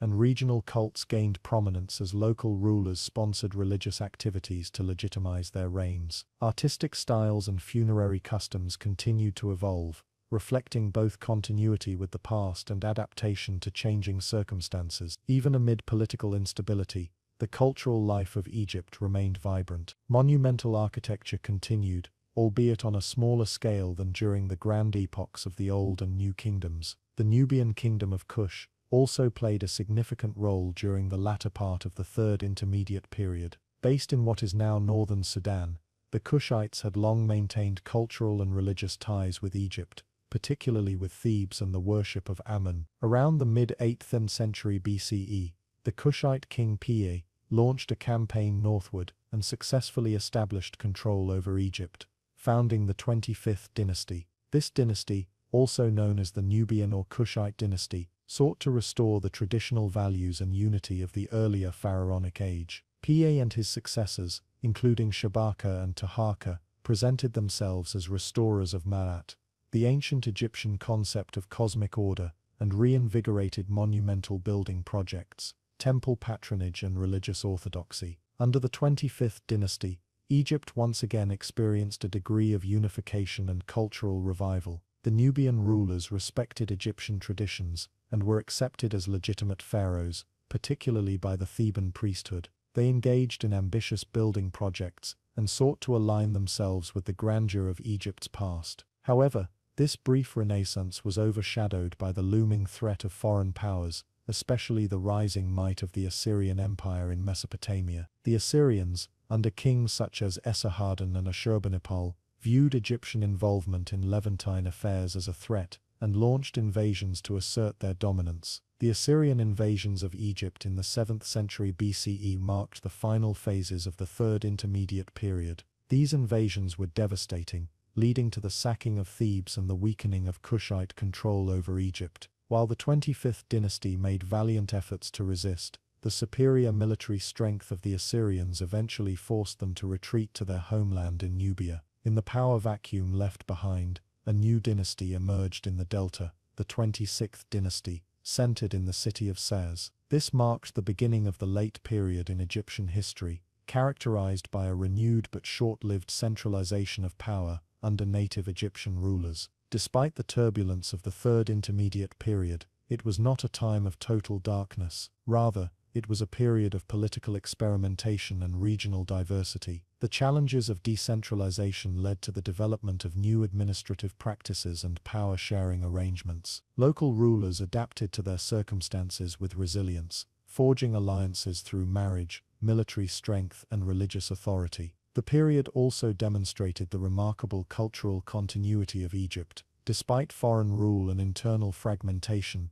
the essential tenets of Egyptian civilization, its language, religion, and artistic conventions, remained intact and deeply rooted. The Third Intermediate Period also underscores the interconnectedness of Egypt with the broader ancient world. From Libyan rulers to Nubian kings and Assyrian conquerors, Egypt was not isolated, but deeply enmeshed in the geopolitical dynamics of the Eastern Mediterranean and Near East. The movement of peoples, goods, and ideas across Egypt's borders shaped its history in profound ways, and the period reflects the country's ability to absorb and adapt to external influences, while retaining its unique cultural identity. In summary, the Third Intermediate Period was a multifaceted era in Egypt's long history. It witnessed the decline of centralized power, the rise of regional rulers, foreign interventions, and eventual reunification under a new dynasty. Far from being a simple story of collapse, it was a time of resilience and reinvention, where the legacy of Egypt endured through adaptation and cultural persistence. The political complexity and cultural dynamism of this period laid the groundwork for the transformations that would follow in the late period, as Egypt continued to navigate its place in an ever-changing world. Nubian, Kushite, Pharaohs. The story of the Nubian, or Kushite, pharaohs is one of the most compelling and often overlooked chapters in the long saga of ancient Egypt. These rulers, originating from the powerful Kingdom of Kush to the south of Egypt, not only invaded and ruled Egypt, but also revived its grandeur during a time of division and decline. Their reign, primarily during Egypt's 25th dynasty, was marked by a deep reverence for Egyptian traditions, impressive architectural achievements, and a unique blend of Nubian and Egyptian culture. The rise of the Kushite pharaohs marked a bold reassertion of black African power in a land that had long been seen as a pinnacle of civilization. Their story begins with centuries of complex interaction between Egypt and Nubia, involving trade, war, and cultural exchange. Over time, the people of Kush absorbed many elements of Egyptian religion, governance, and art. And when Egypt weakened, they stepped in, not as destroyers, but as restorers. By the 8th century BCE, Egypt was politically fragmented. The once mighty New Kingdom had collapsed, giving way to smaller rival kingdoms and Libyan rulers who lacked unity. In contrast, the Kingdom of Kush, with its capital at Napata near the sacred mountain of Jebel Barkal, had grown strong and culturally rich, largely due to its control of the lucrative trade routes along the Nile. Kushite rulers had long viewed themselves as legitimate heirs to Egyptian culture, and they saw Egypt's disarray as an opportunity to restore the ancient order. Pa, also known as Pianki, was the first Nubian king to launch a full-scale campaign to unify Egypt under Kushite rule. He proclaimed a divine mission to bring order and piety back to the land of the Nile. With strategic brilliance and minimal bloodshed, Pa advanced north, defeating local rulers and proclaiming his victory in a detailed and proud inscription.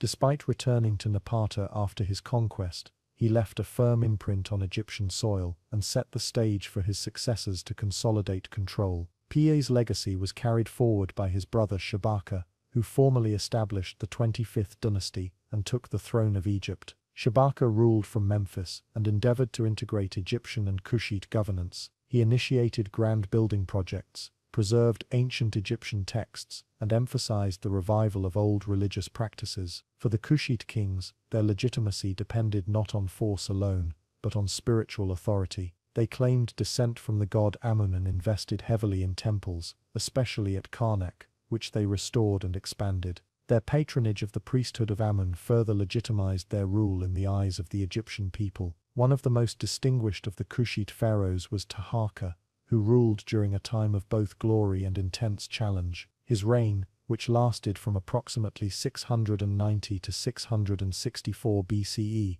saw significant military campaigns and ambitious construction projects. Taharqa defended Egypt against the advancing Assyrian Empire, which had become the dominant power in the Near East. At first, he achieved success, repelling invasions and maintaining Egypt's independence. However, over time the Assyrians grew more aggressive and powerful. Despite Taharqa's efforts, Assyrian armies eventually invaded Egypt, leading to repeated confrontations. Even in the face of these military pressures, Taharqa demonstrated extraordinary resilience. He continued to build, most notably expanding the Temple of Amun at Gebel Barkal, and erecting monuments in both Nubia and Egypt. His architectural legacy reflects both his deep devotion to Amun and his ambition to be remembered as a king who united and protected his lands under divine will. Taharqa's successor, Tantamani, made a valiant attempt to reclaim Egypt from the Assyrians after Taharqa's retreat to Nubia. He launched a final campaign and managed to briefly reassert control over parts of Upper Egypt, including Thebes. However,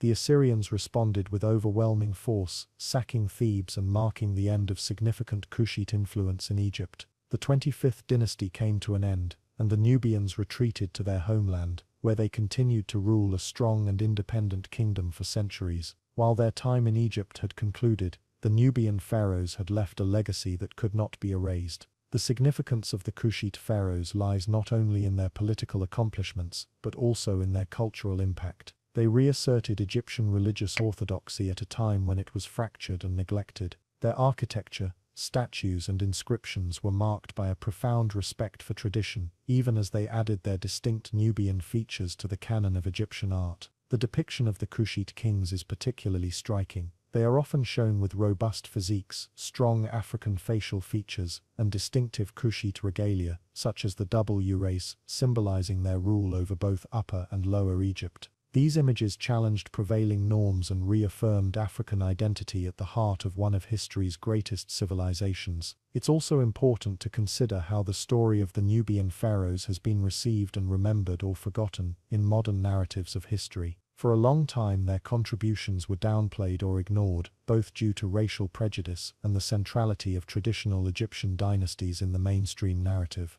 Yet in recent decades, scholars and archaeologists have worked to reframe the history of ancient Egypt in a more inclusive light. The discoveries at sites such as Kerma, Napata and Meroe have revealed the richness of Kushite civilization and its long-standing relationship with Egypt. This has led to a deeper appreciation of how interconnected the ancient Nile Valley cultures were, and how power and identity could shift across borders that were, in truth, often fluid and porous. The story of the Nubian pharaohs also speaks to the broader theme of cultural renaissance in the wake of decline. Egypt, a land of grandeur and spiritual power, was faltering. Into that vacuum stepped the Kushites, not to destroy, but to restore. They saw themselves not as foreigners, but as rightful inheritors of a tradition that they had revered and upheld for generations. Their time in power was marked by a genuine attempt to bring unity, stability, and moral order back to the land. Even after their retreat, they continued to flourish in Nubia, where their descendants maintained a unique civilization that bridged African and Mediterranean worlds. In modern times, the legacy of the Kushite pharaohs has found renewed relevance, as questions of representation, identity, and African heritage take center stage in academic and cultural discussions. The 25th dynasty offers a powerful example of African leadership in the ancient world. The image of Taharqa, who appears in both Egyptian reliefs and biblical accounts, has become iconic. He represents strength, dignity, and a fusion of cultural worlds that defied the binaries imposed by later historical interpretations. His story and those of Pie, Shabaka, and Tantamani deserve to be taught and celebrated as essential components of global history. Ultimately, the reign of the Nubian pharaohs serves as a reminder that history is often more interconnected than we imagine. Borders shift, cultures merge, and power flows in unexpected directions. The kingdom of Kush, once a tributary and then a conqueror, reveals the fluid nature of influence and the enduring power of cultural reverence. These rulers, often viewed through the lens of their brief dominion over Egypt, were far more than foreign kings. They were revivalists, visionaries, and guardians of a legacy they held sacred. In honoring the past, they carved their own chapter into it, ensuring that their names would resonate through the corridors of time. Persian rule in Egypt. The Persian rule in Egypt, a period marked by foreign dominance and shifting allegiances. It began in 525 BCE, when Cambyses II, the son of Cyrus the Great and the ruler of the Achaemenid Empire, invaded Egypt and defeated Pharaoh Psamtik III at the Battle of Pelusium. This marked the beginning of the 27th dynasty, also known as the First Persian period. For the Egyptians, this foreign conquest was a devastating blow to their sovereignty, and a stark reminder that even mighty civilizations can be overtaken. Cambyses did not just conquer Egypt, he incorporated it into the vast Achaemenid Empire, turning it into a satrapy, or province, and installing Persian officials to administer the region. The satrap of Egypt was responsible directly to the King of Kings, ensuring that Persian interests were safeguarded and that the wealth of the Nile flowed into the coffers of the empire. Cambyses II initially sought to respect Egyptian customs and religion, possibly as a strategy to pacify the newly conquered territory. He even adopted the pharaonic title and made offerings to Egyptian gods, a gesture intended to legitimize his rule in the eyes of the Egyptian populace. However, reports from Greek historians like Herodotus painted Cambyses as a cruel and sacrilegious tyrant who defiled temples, mocked Egyptian religion, and executed nobles. Whether these accounts were accurate or exaggerated, as part of anti-Persian propaganda, remains debated among scholars. What is certain, however, is that the Persian presence in Egypt ushered in an era of profound change. The long-standing administrative traditions of Egypt were adapted to fit within the Persian imperial system, with new bureaucracies, tax policies, and military structures. Persian control also facilitated a degree of cultural exchange, as ideas, goods, and people moved more freely across the empire, stretching from the Indus Valley to the Mediterranean. Following Cambyses's death in 522 BCE, Egypt experienced brief unrest. The Persian Empire faced internal challenges,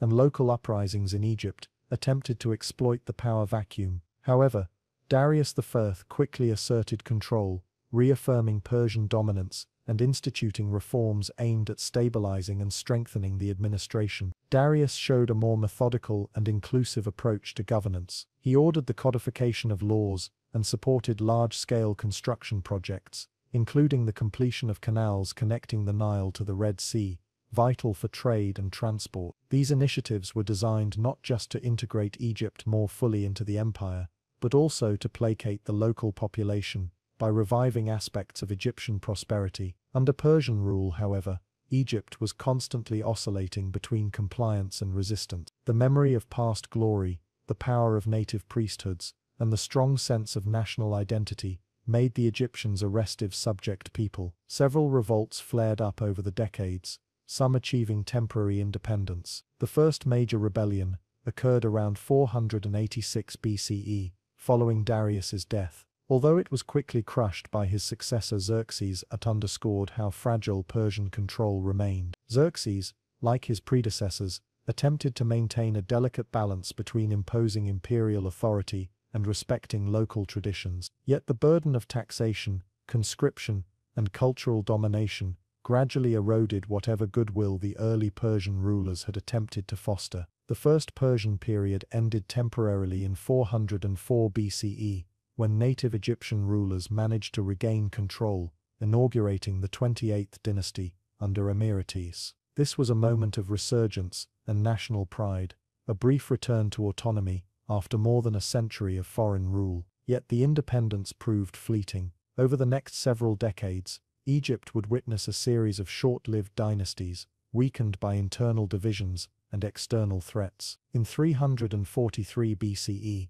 the Achaemenid Empire, under Artaxerxes III, reconquered Egypt, initiating the 31st dynasty, also referred to as the Second Persian period. Artaxerxes launched a brutal campaign to crush resistance, dismantling city walls, executing rebellious leaders, and reinforcing garrisons throughout the land. This second phase of Persian rule was harsher and more repressive. Artaxerxes was determined not to repeat the leniencies of earlier rulers. He imposed stricter controls, higher taxes, and sought to diminish the power of the Egyptian priesthood, whom the Persians rightly suspected of being the ideological backbone of native resistance. Temples, once supported and patronized as a method of political integration, were now taxed and surveilled. This created significant resentment among Egyptians, especially among the elite classes who had once enjoyed privileges under native dynasties. The Persian approach became increasingly authoritarian, driven by the fear of losing control over such a wealthy and symbolically important territory.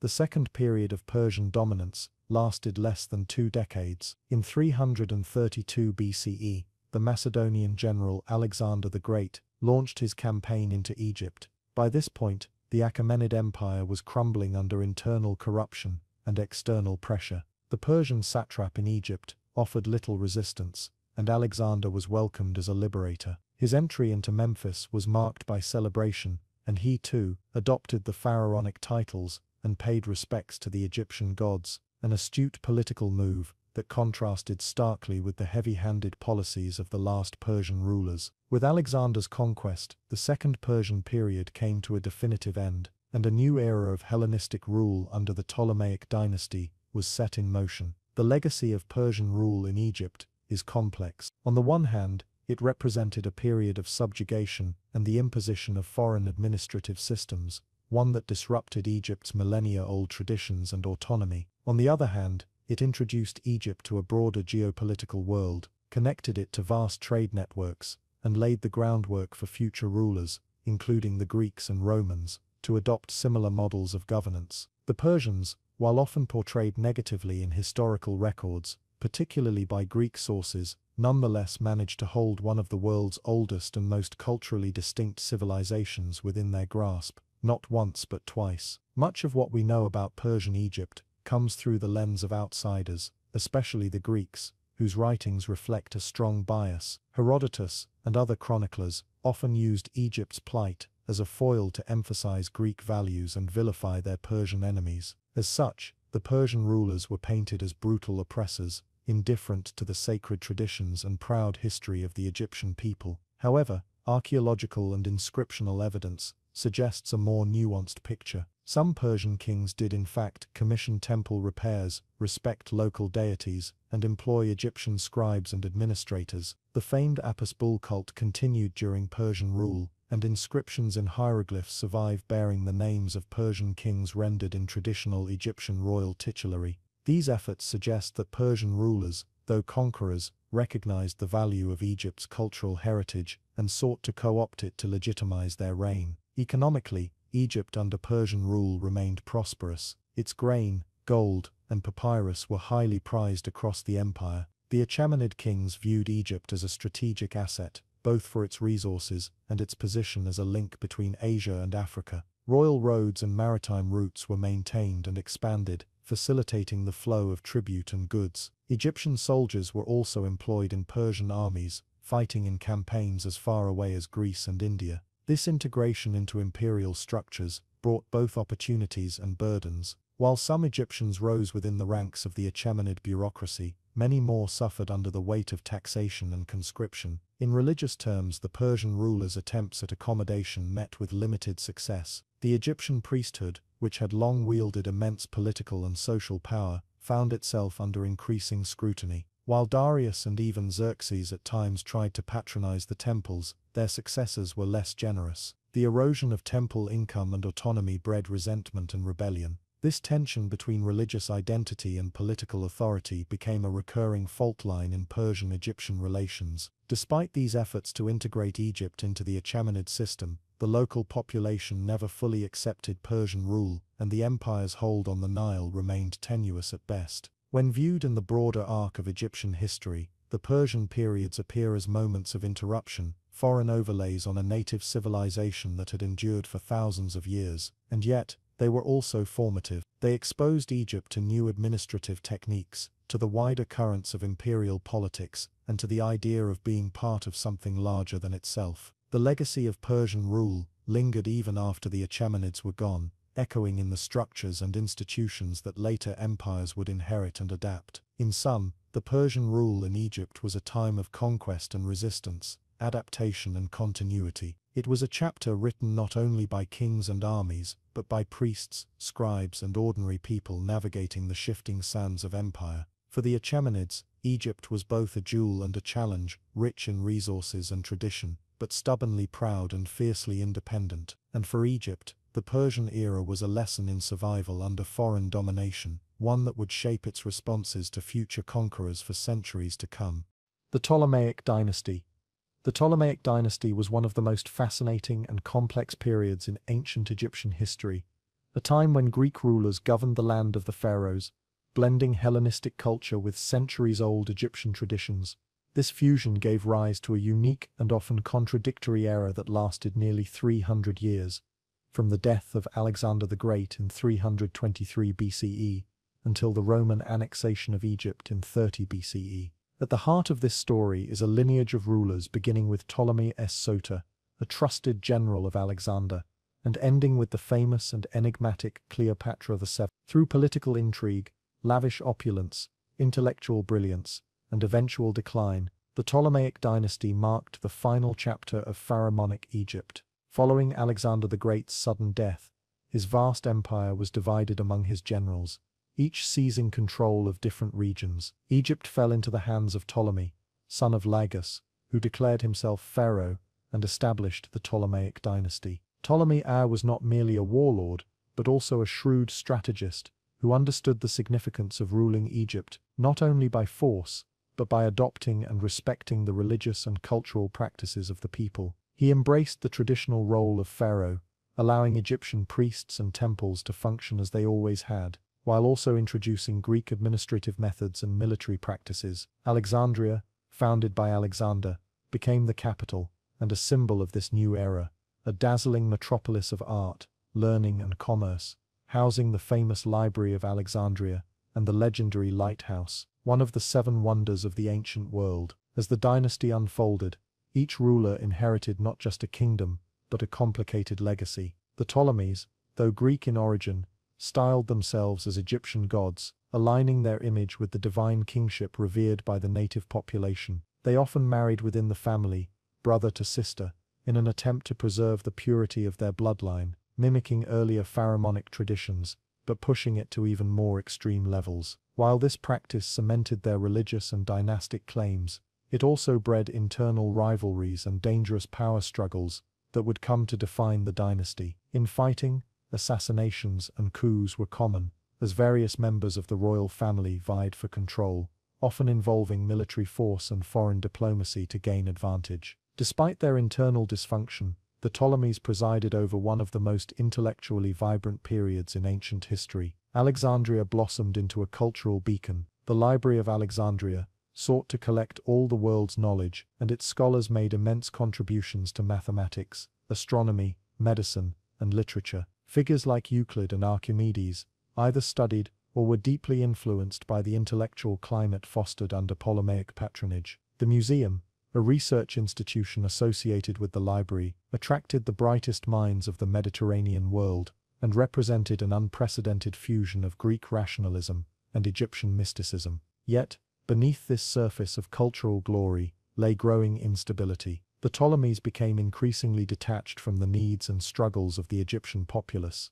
Heavy taxation to fund the court's extravagance, the growing influence of foreign mercenaries, and the prioritization of Greek citizens over native Egyptians led to discontent and periodic uprisings. To maintain order, the Ptolemies relied heavily on Rome, whose rising power in the Mediterranean would eventually dictate Egypt's fate. What had begun as a strategy for preserving independence, aligning with Rome as a powerful ally, gradually evolved into subjugation. Egypt became less of a sovereign kingdom and more of a client state, with Roman envoys and influence shaping court decisions. Nowhere is the tragic brilliance of the Ptolemaic dynasty more embodied than in the figure of Cleopatra VII, the last ruler of her line. Intelligent, politically astute, and multilingual, Cleopatra was determined to preserve Egypt's autonomy in the face of Roman expansion. Her relationships with Julius Caesar and later Mark Antony were both strategic and deeply personal, aiming to secure Egypt's sovereignty through alliance and influence. She was not merely a seductress, as Roman propaganda often portrayed her,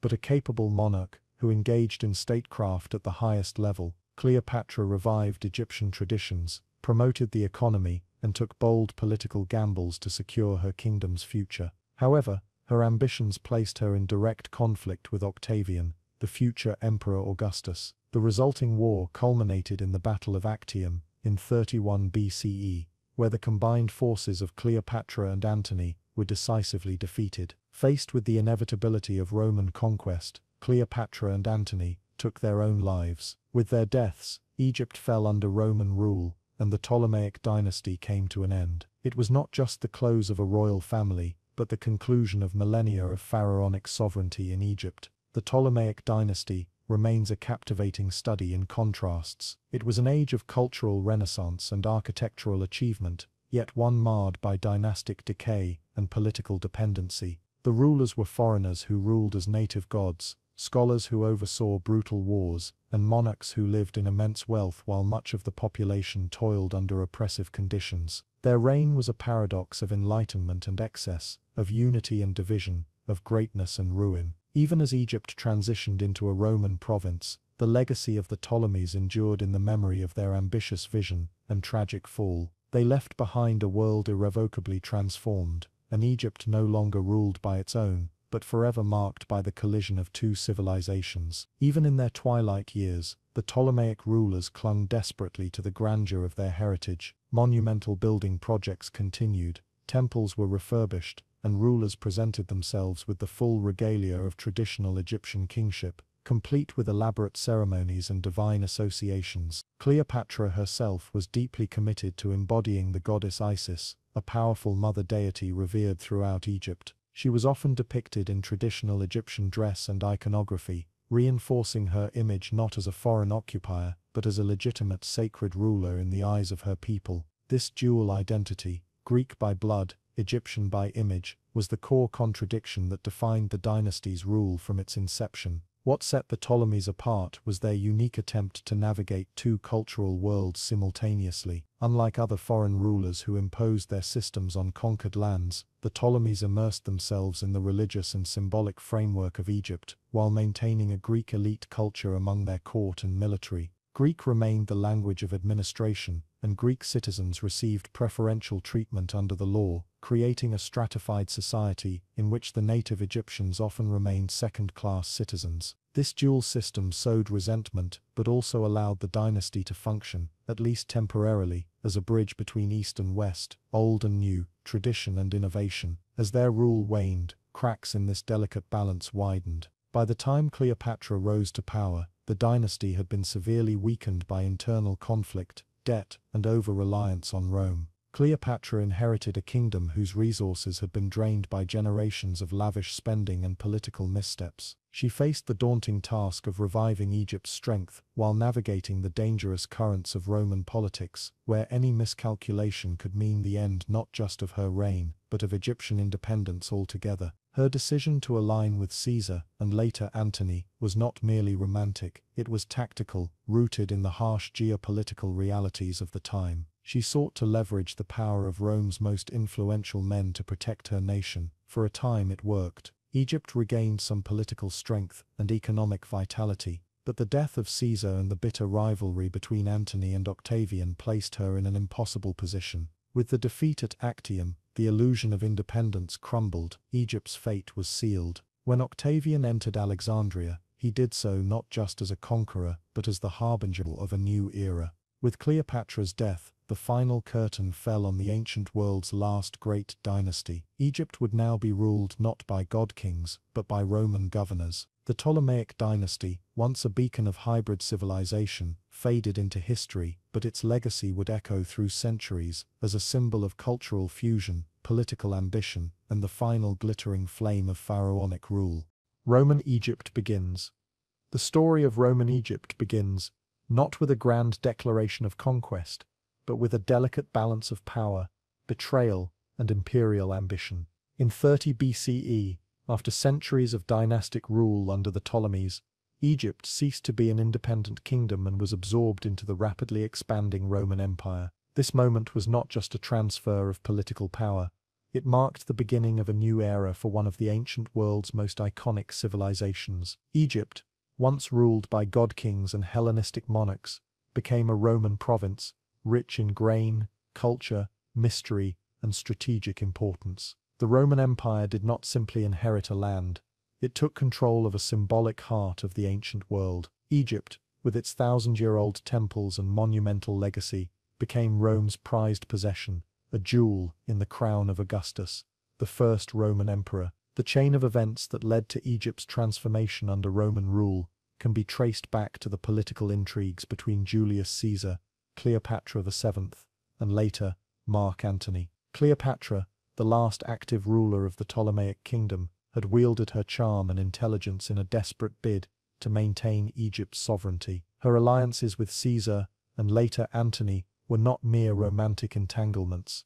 They were strategic moves to protect her throne and her people. Yet, these relationships only drew Egypt further into the vortex of Roman politics. After the assassination of Julius Caesar in 44 BCE, the Roman Republic spiraled into civil war. Mark Antony, one of Caesar's top generals and a key member of the Second Triumvirate, eventually clashed with Octavian, Caesar's adopted heir, in a struggle for supremacy over Rome. The drama reached its climax at the Battle of Actium in 31 BCE, where Octavian's forces decisively defeated the combined fleets of Antony and Cleopatra. A year later, both lovers took their own lives, and Octavian entered Alexandria as the undisputed master of Egypt. With Cleopatra's death, the long line of pharaohs ended, and Egypt was declared a Roman province. Octavian, who would soon take the title Augustus, personally oversaw the transition. Unlike other territories of the empire, Egypt was not handed over to the Roman Senate for administration. Instead,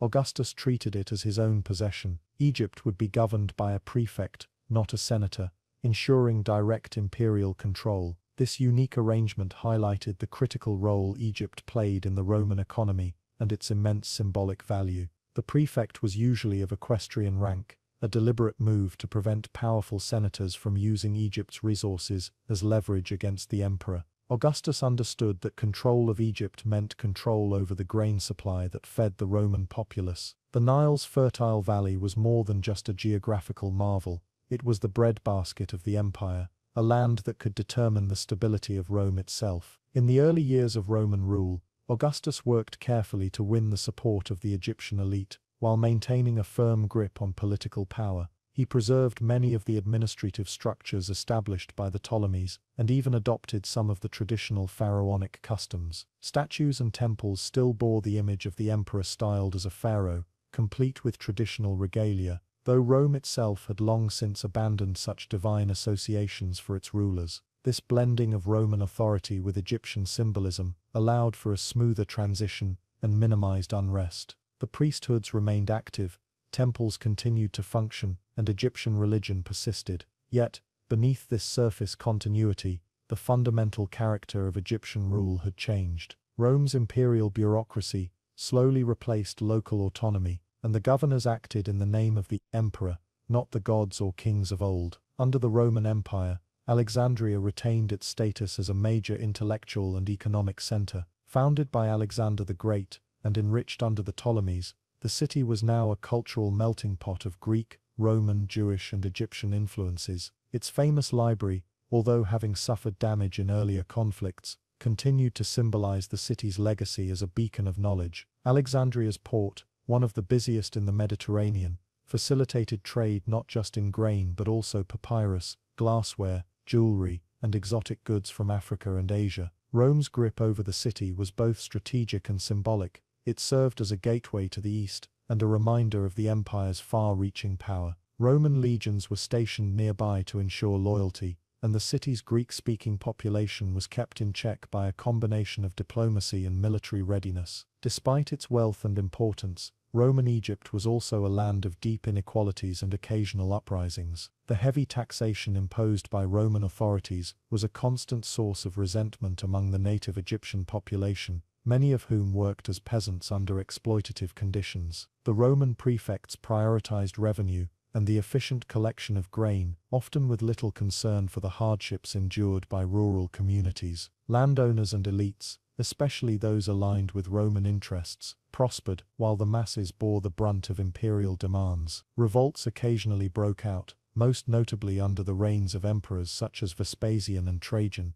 but they were swiftly and brutally suppressed. The Roman approach to governance in Egypt was practical and often ruthless. Peace was maintained, but at a cost. As the centuries passed, Egypt evolved into an integral part of Rome's eastern provinces. It became a training ground for imperial administrators and a testing field for new military strategies. The region was dotted with fortresses and garrisons, especially along its borders with the Nubians to the south and the desert frontiers to the west. Egypt also played a role in the early spread of Christianity. Alexandria, already home to a large Jewish population and a center of philosophical thought, became one of the earliest and most influential Christian cities. The merging of Hellenistic ideas with Christian doctrine gave rise to the powerful Alexandrian school of theology. Figures such as Origen and Clement of Alexandria helped shape early Christian thought, setting the stage for later church councils and doctrinal debates. Even as Christianity gained traction, the ancient religious traditions of Egypt did not vanish overnight. Temples continued to operate, and priests performed rituals well into the Roman period. However, with the rise of Christian emperors, especially after Constantine's Edict of Milan in 313 CE, the tide began to turn. Pagan temples faced growing hostility, funding was withdrawn and conversions increased. By the time of Theodosius I in the late 4th century, the official suppression of non-Christian worship signaled the twilight of Egypt's ancient faiths. The great temples of Luxor, Karnak, and Philae were abandoned or converted, and the hieroglyphic script, once the sacred language of the gods, fell silent. Roman Egypt had transitioned not just politically and economically, but spiritually, marking the end of one epoch and the beginning of another. As Roman Egypt settled into its new identity, the imperial presence became increasingly embedded in every layer of life. From the bustling streets of Alexandria